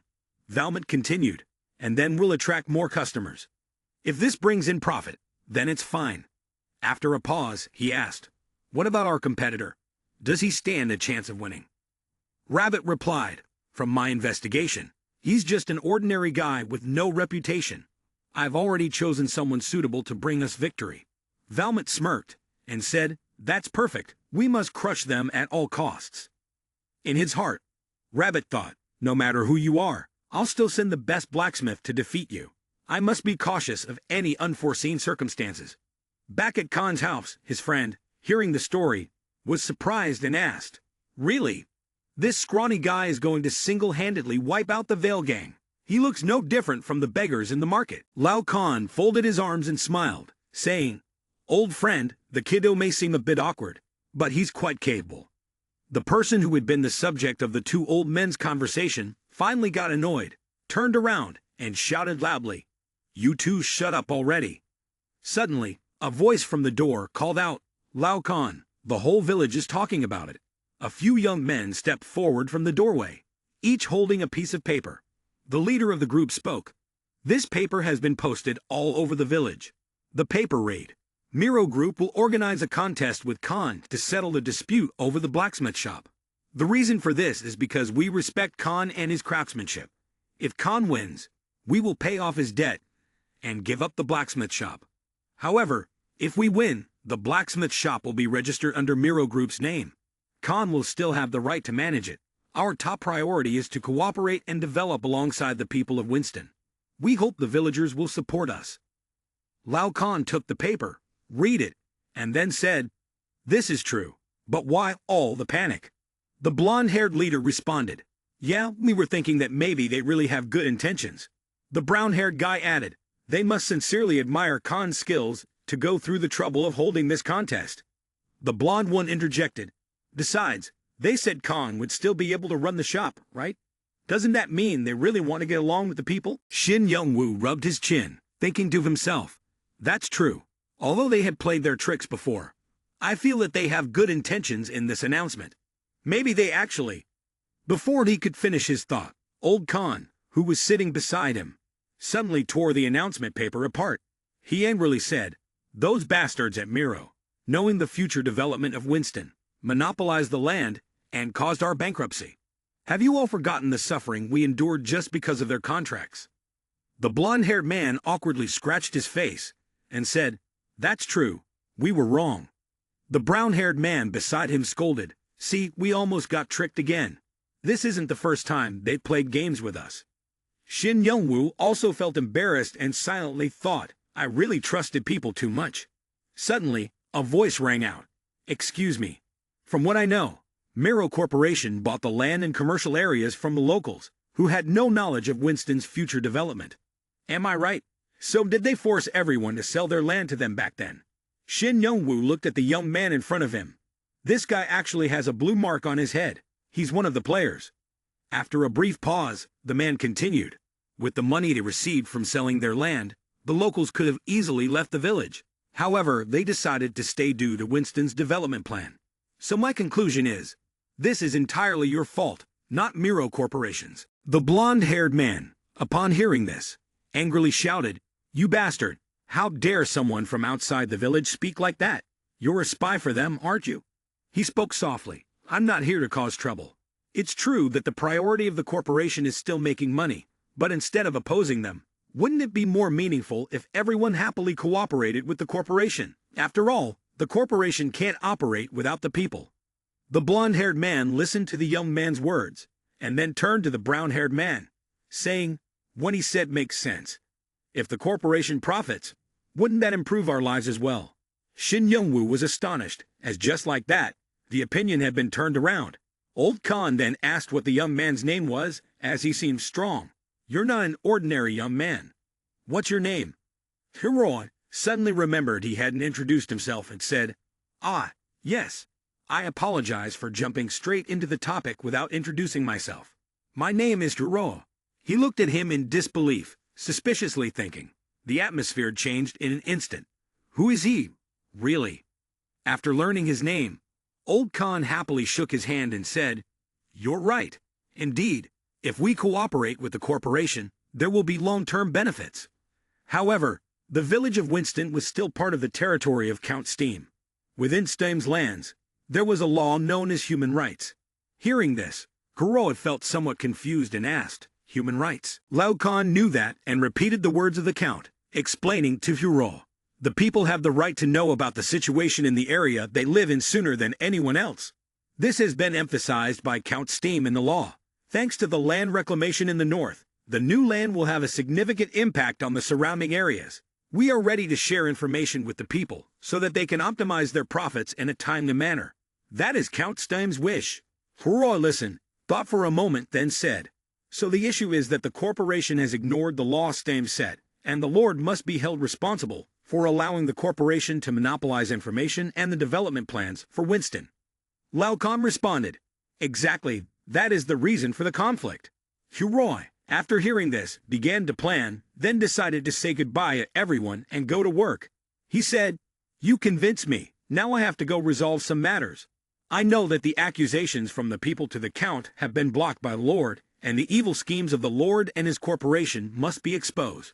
I, Huroi, will secretly convey the wishes of the people to the Count." The people, hearing this, cheerfully said, "Oh, there's hope now. Thank you." A person listening in, somewhat unbelieving, thought, "Impossible. How could this guy do that? He hasn't even been assigned the mission. Yet he's forcing himself to take it." Seeing that Kuroi had left, Yongwu quickly chased after him, angrily shouting, "Hey, you!" Kuroi, confused, turned around and said, "Ha! Oh, you must be the statue in front of the blacksmith shop, right?" Hearing this, Yongwu expressed his extreme dissatisfaction, saying, "What? I should get straight to the point. It seems like you've already received the Miro Corporation's mission before, so why did you switch sides?" Kuroi, not wanting to explain too much, coldly replied, "It's troublesome." Sharing the mission details, upon looking at the information, he immediately exclaimed in surprise, "For the residents of Winston, you betrayed the corporation. You helped the people escape from the corporation's pursuit and revealed the current situation of the village to Count Steam. The condition for completing the audience with Count Steam. Along with the system window, the mission reward appeared. Title of the Justice Messenger: Maximum friendly reputation with the people and maximum fame in Winston. A gift from Count Steam. The Justice Messenger title grants +10 to all stats, and the skill Unbreakable Justice is unlocked." Yongwu, feeling dizzy, said, "What kind of reward is this? It's so high." Then, though he seemed reluctant, he asked Huro how he could achieve something like that. "I'm not jealous, but can you tell me how you got the NPC to give you the quest?" Huro could immediately tell he was jealous, but still took the time to explain. "Your face looks pretty jealous, so you've noticed. Huh. I guess it won't hurt to tell you. It's a method that takes advantage of satisfies freedom. If you interact with NPCs continuously about certain issues or circumstances, you might get a related quest. It's a method that can only be used by players who can wait. If you didn't know, it's okay. This information will soon be shared on the forums anyway. Only those who've been playing this game from the beginning would know." Huroi said a devastating line. "Come on, don't be sad anymore. What's wrong?" Yongwu awkwardly replied, "I am also a veteran player." Seeing this, Huroi cheerfully said, "What's this? You don't even know that. Anyone who's been playing since the start knows all about it. Ha ha, you're such a noob. Let's be friends." Yongwu, struck at the core, cried out loudly, "Go away. Log out." Confused by this reaction, Huroi asked, "Huh, you suddenly got mad and logged out?" Then, remembering the quest, Huroi hurriedly said, "Never mind, we need to hurry. I already wasted too much time. My robbery level is only 127. Even though I've been playing 18 hours a day since the game launched." He paused for a moment, then continued, "Because my profession is a speaker, and my only offensive skill is harsh words. Leveling up is much harder than normal. My weapons are limited, my HP is low, my combat strength is weak, and I have a fatal weakness, especially since I don't have any escape skills. I just need courage to permanently increase my attack and defense every time it rises by 10 points. I can't become a schemer just by completing tasks with my mouth." Seeing the guards on high alert, he comforted himself, saying, "I need to get through that gate to find the Count." Hiro gently approached instead. "Are the staff working happily? I need to step outside for a bit." He silently calculated each step. "The guards here are very strict. I need to use words to get out. I'm just a visitor. If there's no problem, can you let me pass?" Seeing that they had no reaction, but realizing that something was wrong, Rabbit solemnly said, "They won't listen to you. I was the one who gave the order." Huroi saw Rabbit and was unexpectedly struck by the thought, "What is Rabbit doing here?" Rabbit, unwilling to explain much, simply pointed out where Huroi had gone wrong. "Sir, Huroi, the mission clearly states that you should act immediately after approaching the people." Huroi didn't expect him to know, and in fear, thought, "Damn it, I'll have to rely on the power of persuasion. As long as I use it well, I can manipulate any NPC." With no other choice, Kuroy immediately activated his persuasion skill and said, "I was just passing by. And I was also planning to incite the people. Relaxing is also part of the plan." Rabbit was not swayed by the skill and calmly replied, "If that's the case, then I've already overestimated you. You failed to change the people's biases. We posted announcements, held ceremonies, and you have betrayed us." Kuroy knew he couldn't use the skill again and silently thought the persuasion failed. Rabbit, not wanting to say more, added, "I've learned that I must always be prepared for betrayal in every situation. I'm sure you understand why I must detain you." Kuroy knew he had no choice but to try escaping, thinking to himself, "I won't give up on such a lucrative mission." But before he could run, no matter how far he went, he was caught again. He grumbled, wanting him to let go. "Damn it, let go. I don't have time for this." Kuroy knew he had failed. No matter how much he fought, he wouldn't win. "Indeed, my fighting ability is useless right now. I have no choice but to do this. Log out." But the system notified him that he couldn't log out at this time. Rabbit, having caught on to Kuroy's plan, said, "Stop resisting. Don't you know we can disable the logout function so you can't reincarnate into another life? When killed, we will imprison you." With that, he immediately ordered his subordinates to lock Kuroy in a long-term dungeon. At that moment, an urgent mission notification appeared with 2 tasks as follows. Mission: the residents of Winston have now been changed to waiting. Waiting: you have been captured by the bus and made a prisoner. You will be locked in a dungeon with no hope of escape. However, if you endure this difficult period, the bearer of the power of the Justice Envoy, which you could never achieve, will appear and save you. Completion conditions: do not log out for 50 real-time hours. This is an extremely dangerous mission. Elderly or weak individuals are advised to abandon the mission immediately. Do you want to abandon the mission? Kuroy never expected such a dangerous mission and immediately pulled himself together, thinking, "What, 50 hours? That's crazy. I've played for 20 hours non-stop before. But if I exceed that limit, the game will force a logout and I won't be able to reconnect for 6 hours. Staying in a dungeon box for 8 hours a day and 8 hours in-game will cause nervous exhaustion and carry a lot of risks." He knew this was dangerous. "But I'm just a single guy who's unemployed. No one will bother me. If I switch the login to sleep mode, my body will handle it. I can't let this opportunity to take on an S-rank mission slip away. Let's go for it." Seeing this, the system immediately sent a notification. "You have accepted the mission. Countdown: 49 hours. Rewards: unlock secondary profession, Companion of the Justice Messenger. Title: Conqueror of Hardship. Companion of the Justice Messenger. Unlock Courage stat, all stats plus 20. When near the Justice Messenger, activate the passive Justice skill. Unlock the Sacrifice for Justice skill. Conqueror of Hardship. Unlock Indomitable stat, grant the Strong Will skill. There is no penalty for mission failure." At the same time, the system also announced the activation of sleep mode. From now on, your brainwaves will be monitored. The system will adjust your activity frequency when danger is detected. If your health is at risk, SA will dispatch medical personnel to your location. External logins are not allowed. If there is any interference with the login process, a staff member will be sent to protect you. Kuroy silently thought of his benefactor and hoped for assistance. He pled, "On that day, if you help me complete this mission, I swear I will be eternally loyal to you. In this game, I will await the day, Justice Messenger." At night at the SA Corporation, at 11:33 p.m., Lim Chul-ho sat in front of his computer screen. The game Satisfy a colossal system where every action of the player could change the world. 2 billion players will create 2 billion different variables. Therefore, in order to maintain order, we must not allow any errors to occur. Lim Chul-ho was working diligently when suddenly an announcement sounded. Head of Development Lim Chul-ho. Task B408 has been activated. Please allow for an urgent meeting to be called. Lim Chul-ho was somewhat surprised by this announcement. He took off his glasses and replied, "Proceed. I'll be there shortly." As he walked, he thought to himself, B408?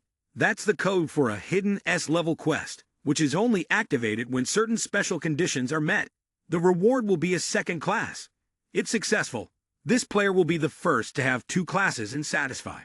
Chul-ho's face grew serious. However, that player would have to spend 200 continuous hours in that world. It was a quest that could be harmful to the player. In the meeting room, a large screen displayed an image of a player. ID. Kuro. Real name. Dam Aryan Bayer. Age. 25. He was the Mongolian player who had activated Task B408. Chulho clasped his hands in front of his chest and spoke in a deep voice. Only 3% of Mongolia's population plays this game. Quite a rare phenomenon. Choi Na-he looked at him and spoke up. Moreover, his class is orator, with weak combat abilities. Yet he has reached level 127, solely by using his class's abilities to complete quests. Chulho looked at the man in front of him, noticing that he was yawning repeatedly, and asked, Director Yud Sang-min, what's the feedback from the Mongolia branch? Sang-min pointed to the computer screen and said, we just connected with them. The screen on their end is also up. On the screen, a middle-aged man appeared. I am Park Yun-tuk from the Mongolia branch. All other staff members are also present. Chulho nodded in satisfaction, then got straight to the point.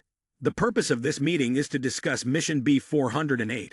Have you assured the safety of the user, Aryan Bayar? Park Yun-tuk responded immediately. Yes, we are monitoring him. The medical team is also ready to respond to any emergencies. The Mongolian government has agreed to cooperate as well. He paused for a moment, then continued, and I have one more suggestion. Chulho was surprised to hear that and waited. Let's use the media to report on the first user with 2 classes. By promoting this, our market in Mongolia will see significant growth. Some senior staff members immediately supported the idea. Good idea. Mongolians aren't very keen on games, so sales in this country are low. That's right, it's probably due to their nomadic nature, and accepting being confined to a game box isn't easy for them. Suddenly, someone voiced opposition. You're being too optimistic. What if, after we generate media attention, he fails the mission? Sang-min, hearing this, rubbed his eyes and reassured, don't worry about that. As long as he doesn't leave the game due to an incident, there won't be any problem. The task was designed to be very easy to complete. Sang-min turned to ask team leader Choi Na-he, have you analyzed the success probability of the task yet? Choi Na-he was startled upon hearing that, huh? Yes. She scratched her cheek, a bit hesitant. I just uploaded the data. You can take a look. But her awkwardness made Sang-min suspicious. He immediately opened the data to check, and right after that, his face stiffened. What the hell is this? The success probability was only 9%. Sang-min slammed his hand on the table, his voice filled with anger. Wait a minute. According to the design of Task B408, the player is supposed to be saved by a hidden NPC. In the dungeon, the player was supposed to encounter the mysterious messenger of justice. This person would come to their aid. After hearing about the events in Winston, Sang-min fell silent for a moment, then continued. In the end, the player will receive a mission to help the messenger of justice liberate Winston and receive a reward. In reality, this task was designed so simply that anyone with enough patience could complete it. Suddenly, Chulho burst into a loud laugh. Ha ha! Sang-min furrowed his brows, puzzled. What's going on, Chairman? Chulho calmly raised his hand, pointing at the screen, still chuckling. Ha ha! Take a look at the document. It seems a variable has occurred. Sang-min quickly double-checked the information, then suddenly stood up, cold sweat pouring down his face. How could this happen? Chulho rested his chin on his hand, his sharp gaze analyzing. Originally, Huroi was only supposed to share information about the village with the envoy of justice. However, he accidentally revealed it right in the middle of the mission. This led to the situation where the mysterious envoy of justice would no longer appear. Upon hearing this, he clutched his head and groaned. Oh my God, so the person he shared the mission with is... His voice dropped in astonishment. It's Shin Youngwoo.